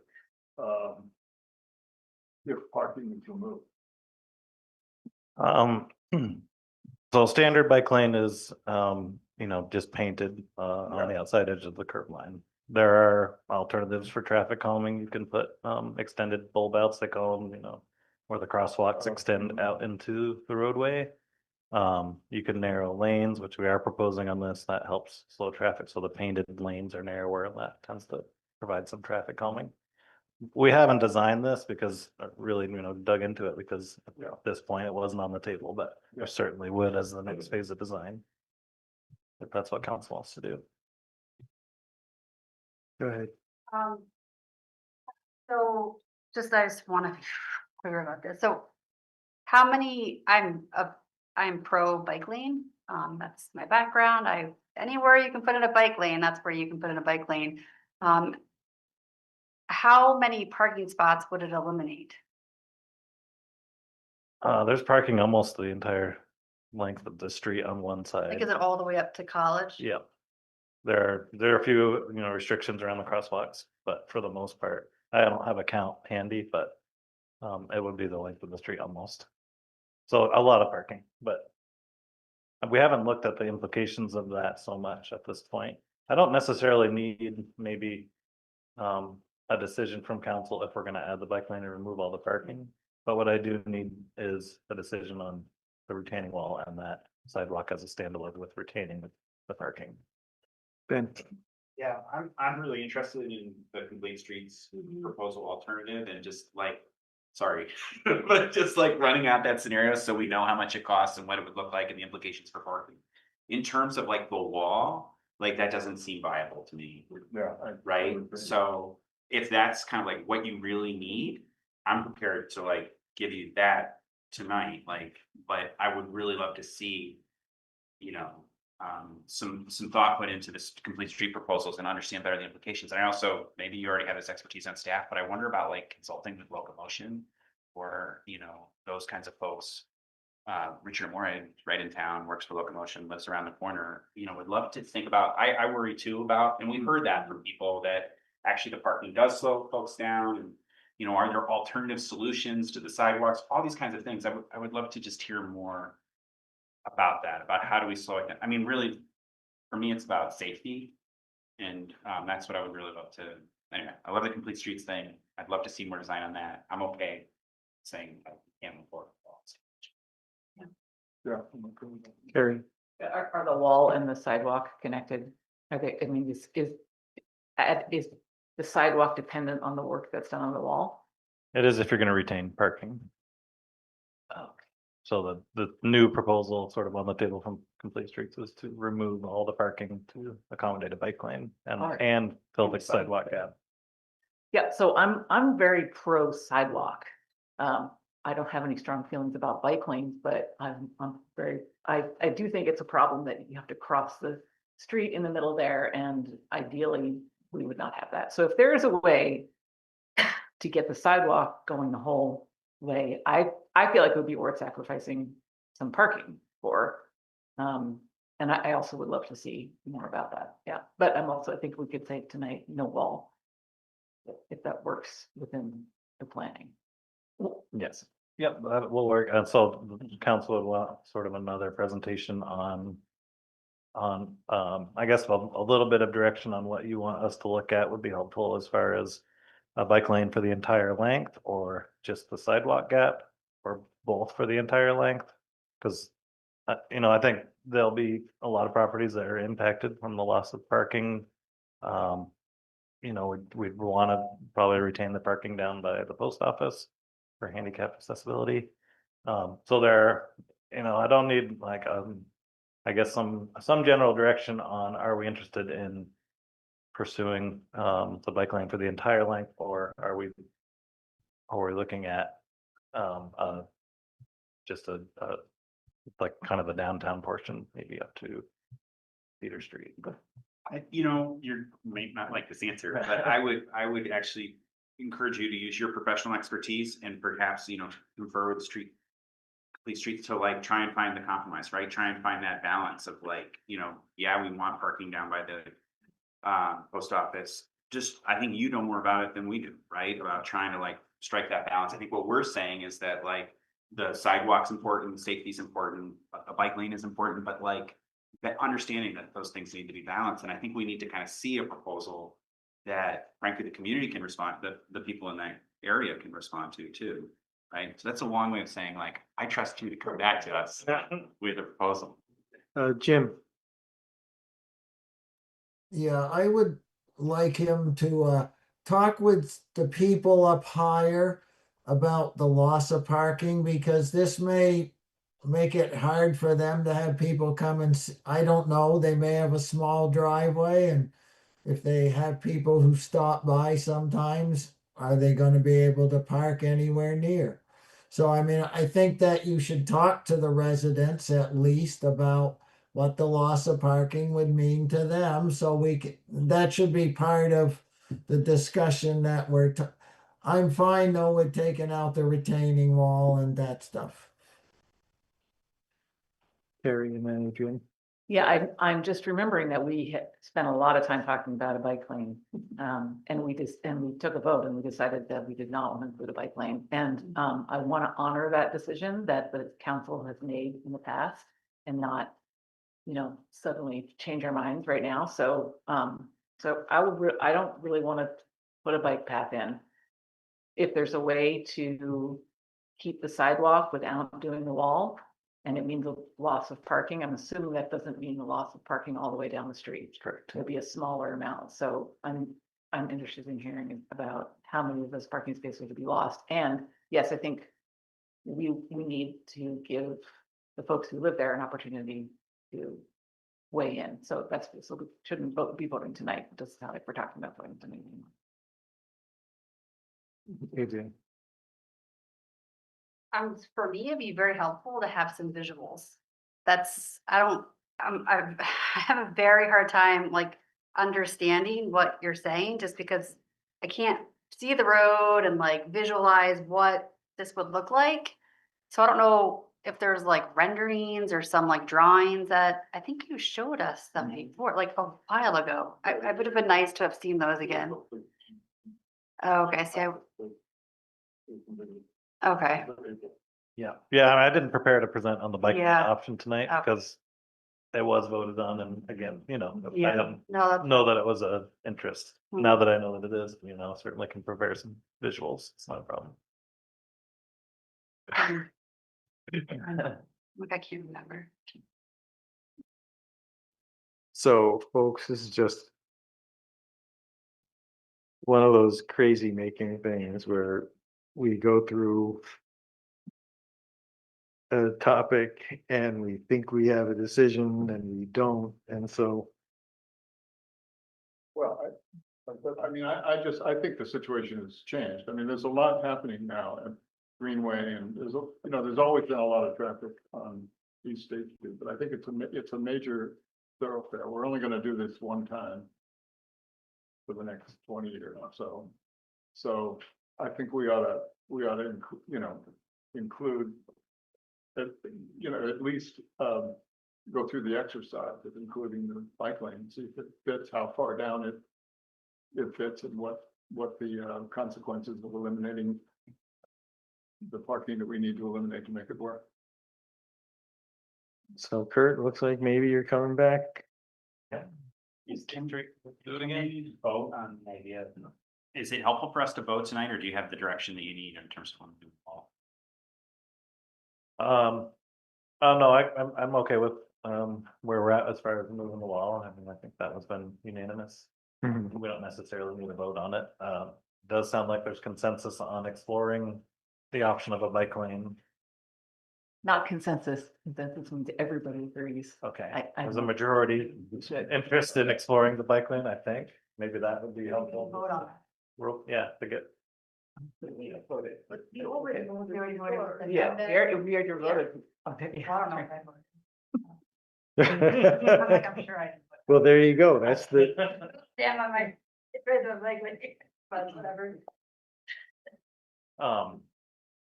So yeah, maybe a vote on the bike lanes on top to bottom as well as close the sidewalk gap would be helpful, because the last vote was not to do that. To me, I think it is really to vote that detail thing. Well, the minimum, yeah, okay, then it is different, yeah, then it is different, okay. That everybody wants to see that option, or the majority wants to see that option. With the bike lane. Bike lane option. but we're unanimous on not wanting the wall. And we don't need to vote on that. We can just be unanimous. Yeah.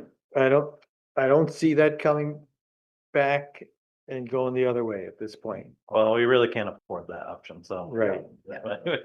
Yeah, All right. all right. Yeah, When you get to final design, is that when you put, like, for the sidewalk that crosses in the middle, like, is the final design for, like, you can put an island or the bulb outs, like, when does that come into play in terms of, like, the traffic calming measures down that road, especially when it'll be paved and people will be flying? So is that closer to final design, those decisions? Yeah, 90% or 100%, yes. Thanks. and Kurt, could you remind me, a year or two ago, we amended our parking ordinance to give you discretion to eliminate parking spaces for visibility reasons. Was that only at intersections, or would that also enable you to take out parking spaces to increase visibility at crosswalks?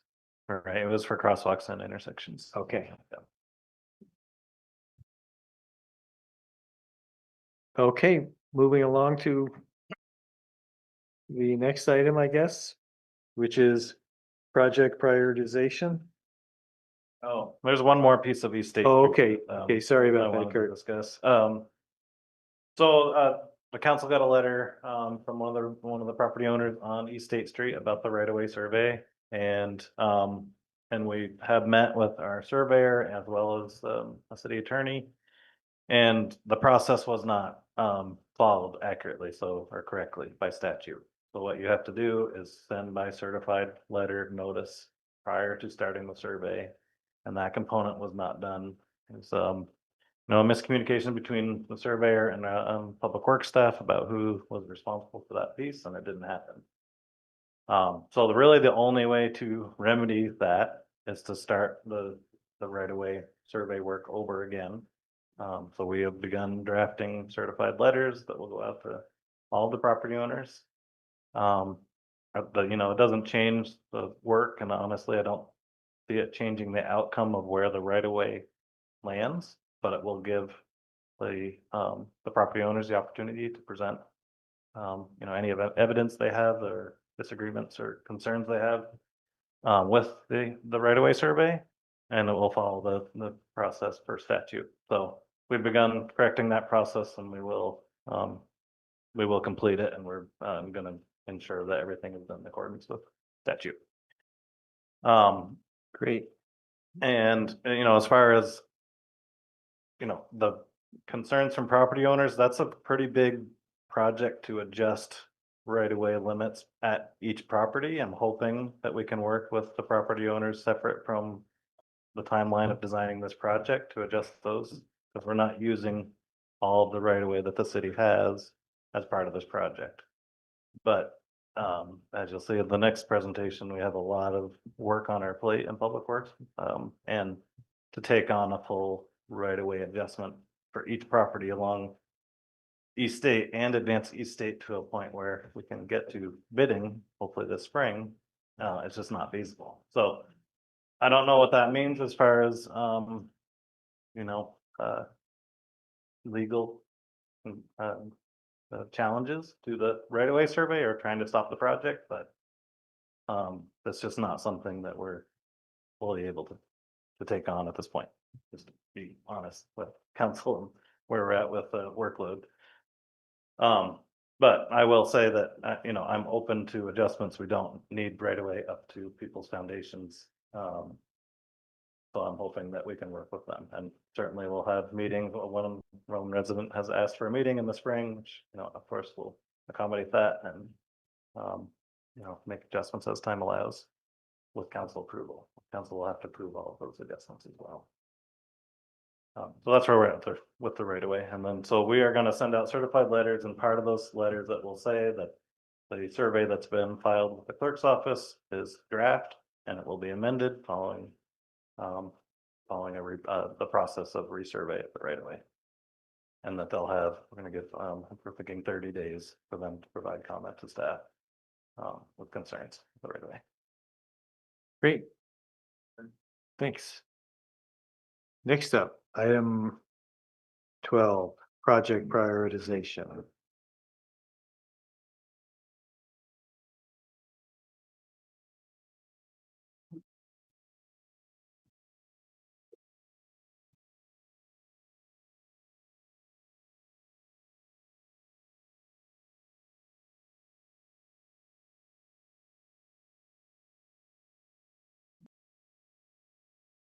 Okay, this is a small font, and I'm not gonna spend a lot of time on this item. We've did this list for a couple of reasons. One, to illustrate to the public and to council just how much we have on our plate right now. There's a lot of projects here. And then with Sarah and Kelly both leaving, they were leading up the FEMA projects. So that's now on Public Works primarily, with some support from the manager's office. So I added another, 10 projects that are really time sensitive. So a lot of my time, like 3 or 4 meetings a week now, is FEMA related. And so it's taking away from some of these other initiatives that we have going.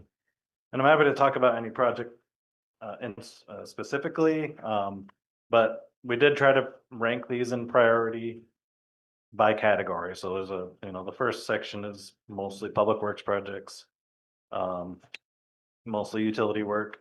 the two East State Street and the wastewater plant are the top two because those have a timeline associated with USDA funding. You basically have to build these within 5 years or you jeopardize your grant funding and loan funding, which is a much lower interest rate. And then paving is right after that, and then it goes down through a whole bunch of projects. Similar with FEMA, sort of the city hall, and we're really leaning towards getting a consultant on board to help us with the reimbursements, just to get more people on the ship to help us advance these things. And and then there's the manager's office coverage. And then at the end of this list is deferred projects, which, I guess is one of the points that we wanted to make is just, there are certain things we're not gonna be able to do at this point until we get staffed up. Still short an engineer and public works. That's really hindering some of these utility projects.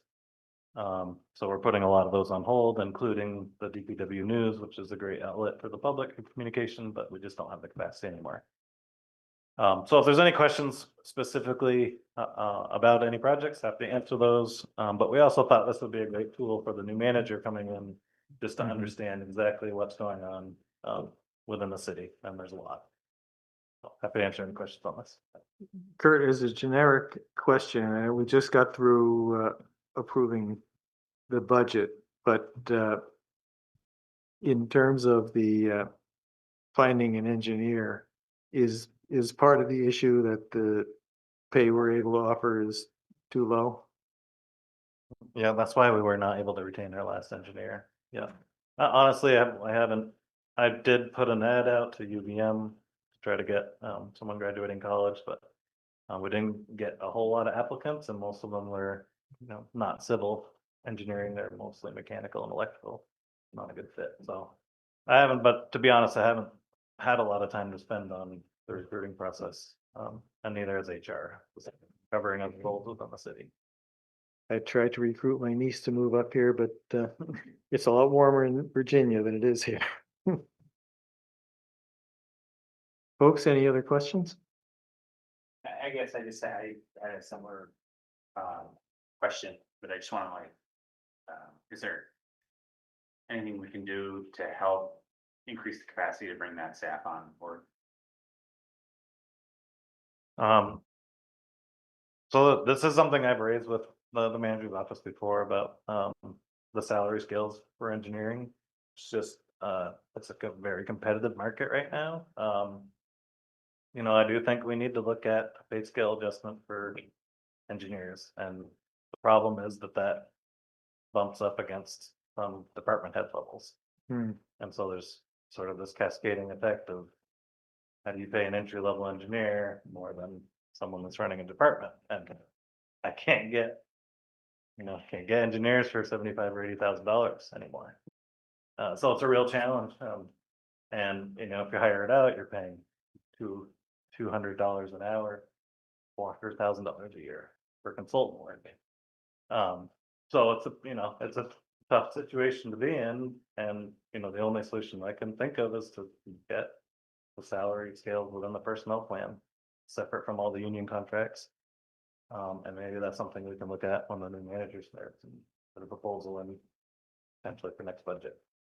I'll keep trying to hire engineers, and we'll offer them as much as I can within our budget. And we do have a lot of vacancies in public works, so maybe I can get it up a little bit to make it more competitive with the private sector. But that's an area we've been struggling in. Thanks, Kurt. All right. Item 13, we're not doing consent agenda. Chair would entertain a motion to approve the consent agenda. Is there a second? Any discussion? All those in favor signify by saying aye. Aye. Opposed? Okay. Yes. There's the hand raised, but I Yeah. know we don't get comments, but maybe we should explain because. Right, David Huck, I see you've got your hand up. We do have another spot for public comment at the end before council reports if you would like to be heard, but so we'll go from there.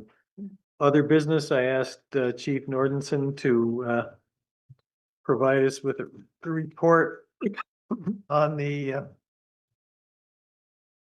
relationship with the police, our police and the Northfield Police. And I'll start it off by saying that I had, the chief had consulted with me about his plan to do this, and he had sent an email to me and the acting city manager and assistant city manager. I don't remember off the top of my head who else got that, and I did not send that to the council, which I can see that it would have been useful to do that, but my reaction from talking to the chief was that it's just within his capacity as chief to manage the resource. But maybe you could just tell us what it's all about. Sure, yeah, thanks, Mr. Mayor. Eric Nordenson from the police department. I never thought I'd get this much heat for trying to help another community who is in desperate need, but here we are. So anyways, with the kind of flux that we're in, just to kind of give you a little history on like how we got to the communications pieces, I wasn't overly sure I could do what I could do, but I checked and I was pretty confident I could. So just as a matter of policy, I said, hey, Chris, can we meet with Jack too, just to run it by him so we have a little bit of cover. We all agreed that this was something that we could probably do. And we did all that. The part for me that like kind of bothers me how we got here is I actually sent an email on the 14th, which was last council meeting before the city council meeting. And when we sat in executive session, I literally thought you guys knew. And I didn't know you didn't know until last night when I talked to Sal. And I was like, look, this is not good. Communication is the key to everything that we do. And we dropped the ball on that. So I apologize. And part of that's just kind of a confusion with, I spent on my 29th year and I'm on now my third city manager in a month and a half. So, please bear with us as we're just trying to tread along. Anyways, do you want me to do the Reader's Digest of my answers that I provided for you? I don't know like what exactly you're looking for from me today. Well, thank you for all the information you provided today. I think it's excellent that Kevin has this amazing opportunity. That's not at all what I was asking. I just wanted to make sure we followed our charter, because when we hired Matt, the city council had to go through that process because we had an interim manager. And I just wanted to make sure we were crossing our T's and dotting our I's and following the process, because we are in like this interim position and it was a temporary assignment, so I'm not a lawyer. And I was just wanting to make sure we were following the process that we did previously, even though it's different. That was all I was. Yeah, the unique part of this is, I agree 100%. And in fact, you'll see I have a part-time applicant in your packet. I agree 100%. That's really cut and dry. This is everything we do is shades of gray. We felt comfortable with moving ahead because Kevin was maintaining his full employment here, was working out of our building, was under my direct supervision, and I was going to be communicating with their manager.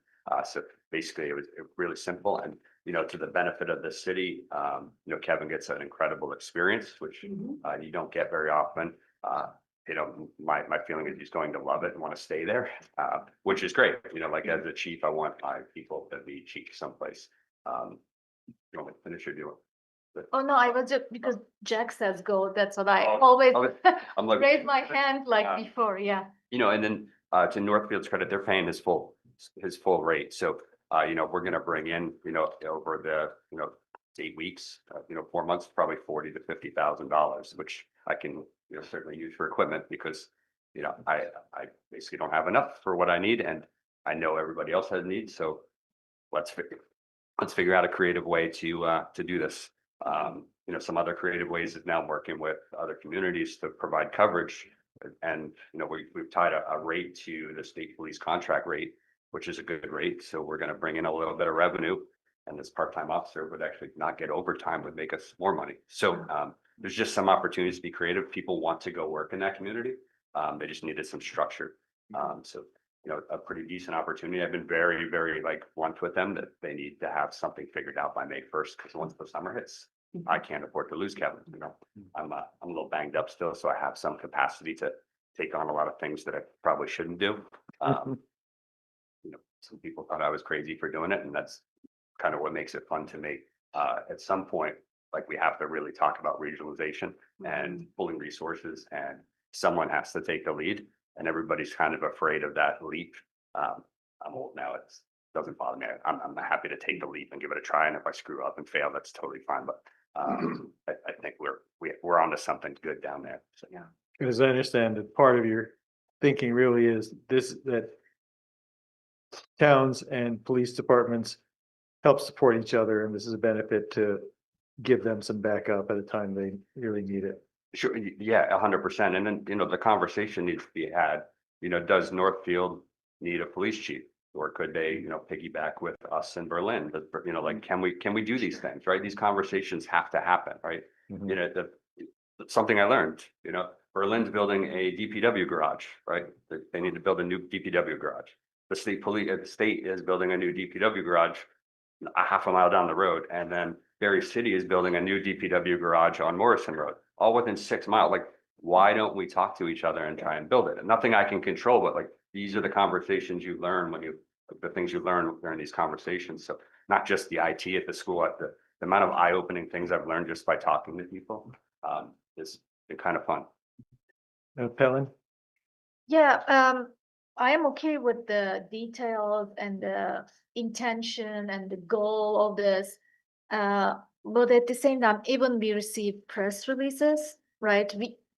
Even if we don't decide or we don't have any authority to say anything, but we still get some information.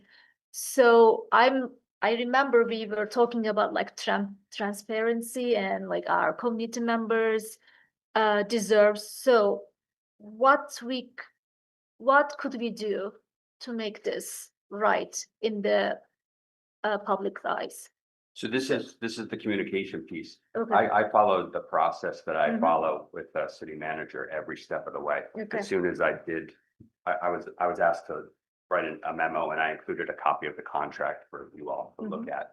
I sent it to the mayor and I sent it to Chris. Ordinarily that gets forwarded. My assumption is that gets forwarded. And this goes into my kind of memo to you today. The beauty of my position is that I answer to a city manager. Like, a police chief wants to have a buffer, and that's the beauty of like working here. I don't necessarily like, I listen, I take guidance and everything, but I have a buffer, which is amazing for me. And it seems to have taken a little turn, which is fine. Like, we can adapt, but I still followed the process that I'm supposed to follow, and it just lost there. And that's the part I really apologize for. And I'm trying to, like, internally, do I send the message to all of you now? Like, I don't know. No. You know, No. It's like, We're like, no. Yeah. it's not it's not the good. Carrie. Yeah, no, that, That was my feeling, but I Yeah, just and clarity is good. this seems to me like the kind of thing that happens when you have an interim city manager and then you have an interim city manager and interim, and you're short on staff. It's the kind of thing that can just get sort of lost in the process. And I feel like that's what happened here, and I'm not upset about it. I don't think this means that you need to start answering to us. That's not right. And I don't think there was anything wrong with the way you handled it. Like, you did everything just right.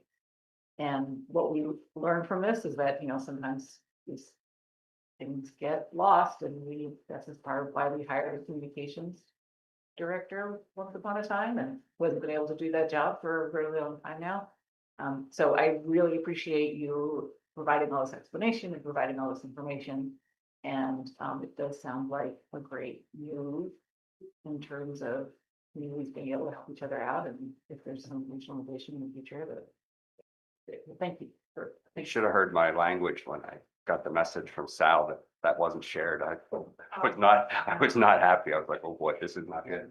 Good in this should not be like, we shouldn't lose like the really good thing that's happening. Yeah. But because of, just a dropped ball of miscommunication, like, this is really good. It's good for Northfield. It's good for us. It's good for the region. and it demonstrates your leadership. I'm really appreciative of it. Yep. Yeah, thank you. Okay, thanks, Chief. Before we do council reports, we now have another section of the agenda for public comment. And Mr. Huck, if you're still there, since we I am. Okay, excellent. So I'll call on you right now.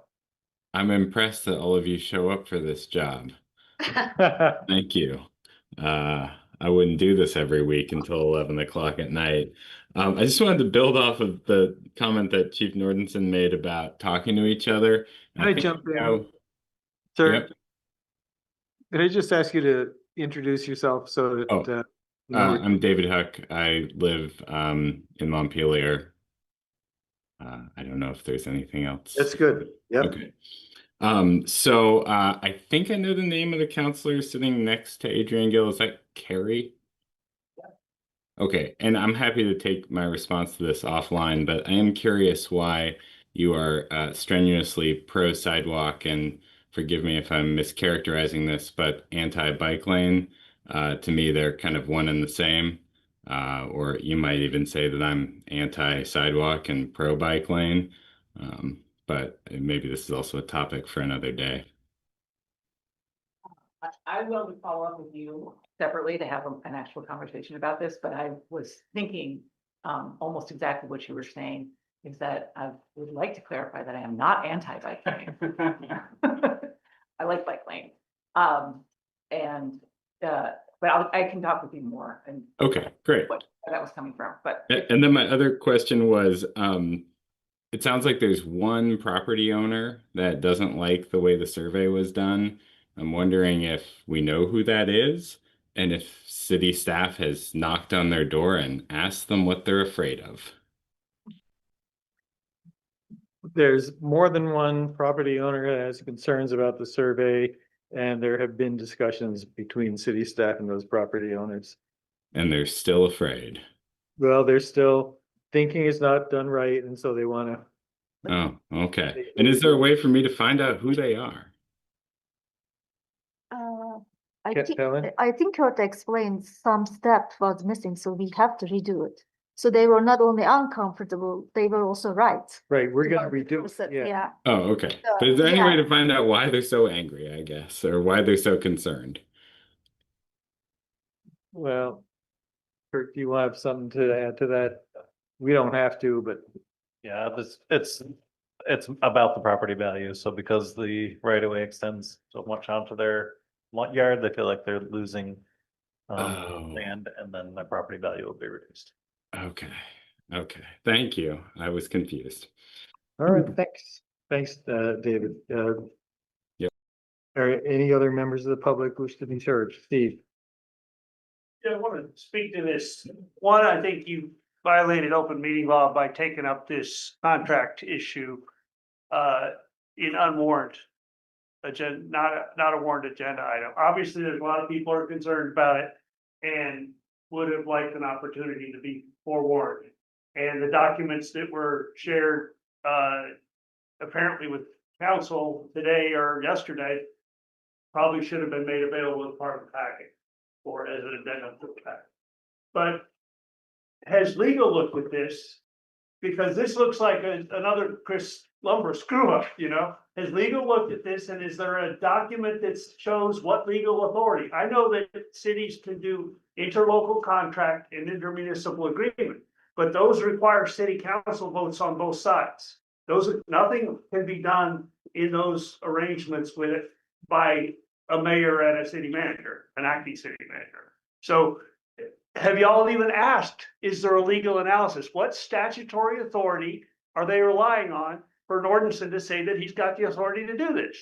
You know, and if you're not asking, then what the hell are you doing here? You know, but I think that's really what the foundation of this. Where is the authority to contract out, to use Montpelier services and pimp our cops out into other towns? You know, I don't think it exists, but I'm happy to be corrected. But the fact that y'all aren't asking and I'm having to raise this is revealing, you know? Do you have an answer where the authority is? Because it's not in the mutual aid agreement. Thanks, Steve. I don't have any response for you at this point. Will you agree to provide one and commit to doing so in front of the council? No. Oh, that's brilliant. And you wonder who creates the toxicity around here? Helen? Can we add the documents for the next meetings agenda? We don't have to talk about again, Yeah, I don't. but let's it would see. be like public They're public documents. public information. Yeah, thank you. Peter?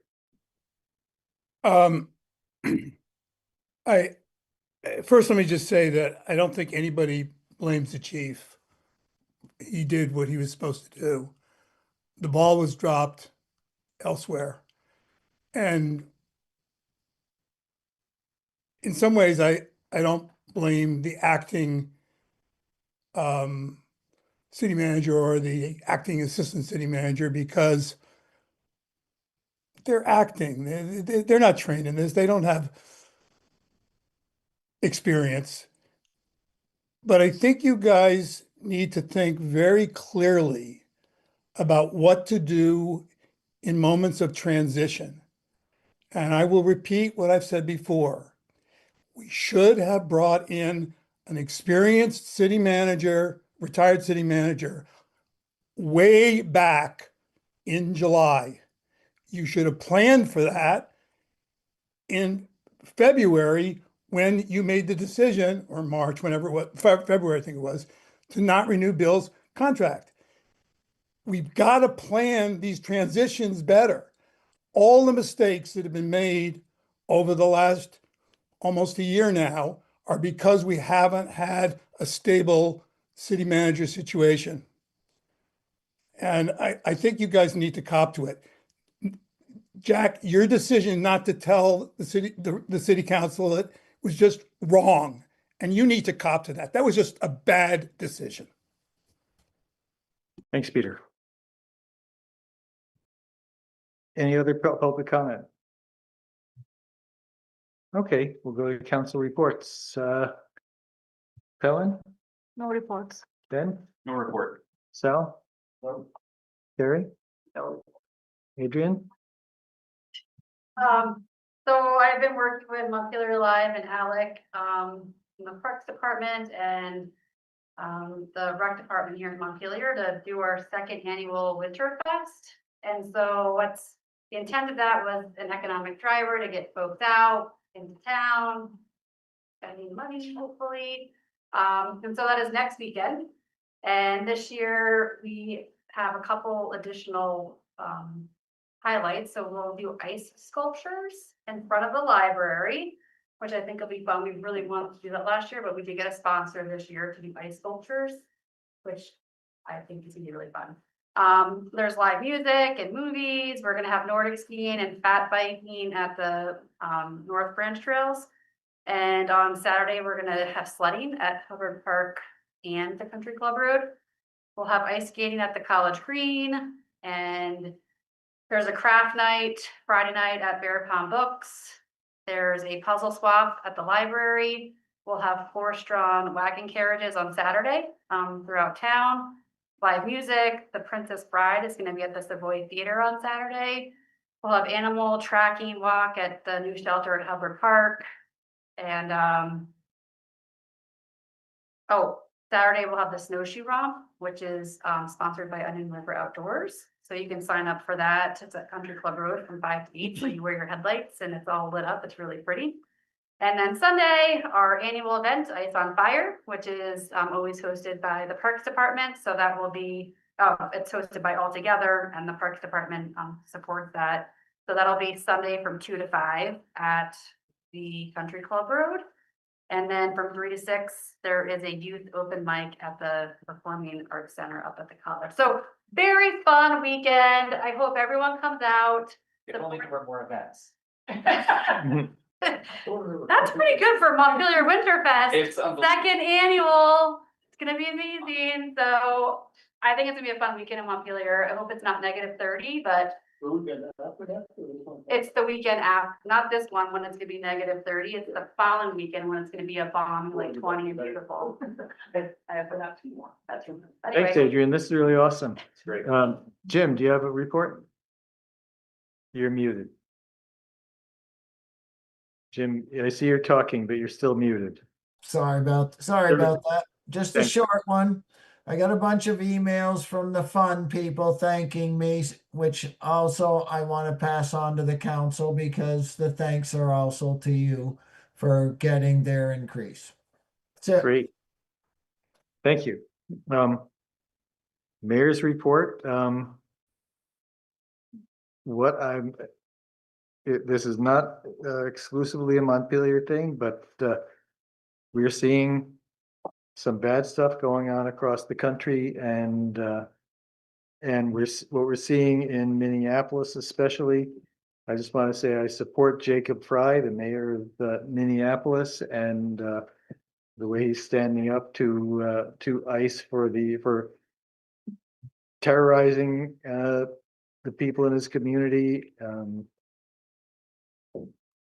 And everything he's doing is directed to people who belong here in the United States, including the refugees who are being rousted and carted out. So I support him, and I hope that when the time comes that ICE targets Montpelier, that we will stand up to them here too. City clerk's report. ECA meeting, Monday, the 26th, 5:15, City Hall, City Manager's Conference Room. It'll be a quick one. I promise. City manager's report.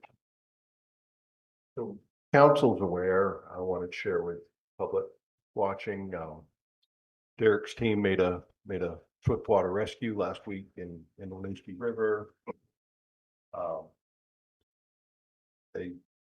testament to the training and professionalism of his department. Some grant funding was involved that provided the equipment they needed. They were able to get the person out of the river. A little worse for wear, but they were transported and directed towards some help to get them back on track, maybe get them to a better place. So we're proud of your guys, Derek, really are. And I'd echo the same. I think people at today have said it today. Our finance team to get us to the finish line on this budget.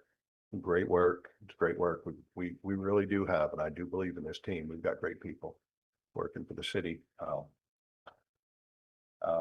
We will continue to work with the partner agencies these next couple of days to figure out the cold weather state situation this weekend to provide round the clock space for people to get them out of the cold.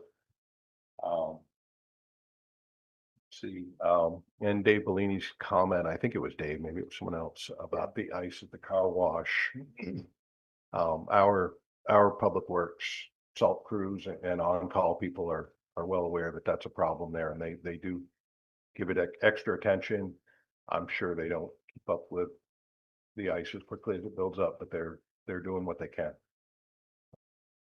Oh, one other thing I wanted to mention, we will be doing a special meeting Friday at noon with the purpose of that meeting to be to finalize the contract with our new city manager. And it's striking to me how complicated it's been to do this, because you can only negotiate, we can only do our things in meetings, but she's eager to join us here, and so we'll have that contract out, and we will. And that contract will be publicly available for people. Yeah. Yeah. And I believe Evelyn has it on the website as well. And one more thing I'd add to my report, the discussion about messaging the details of the budget and getting this information out. Frankly, to a big degree, that's a casualty of Evelyn's workload. She has too much to do on a daily basis, and the communication piece is the one that falls through the cracks. Okay, and with that, at 10:44 PM, we are adjourned. Thanks, everybody.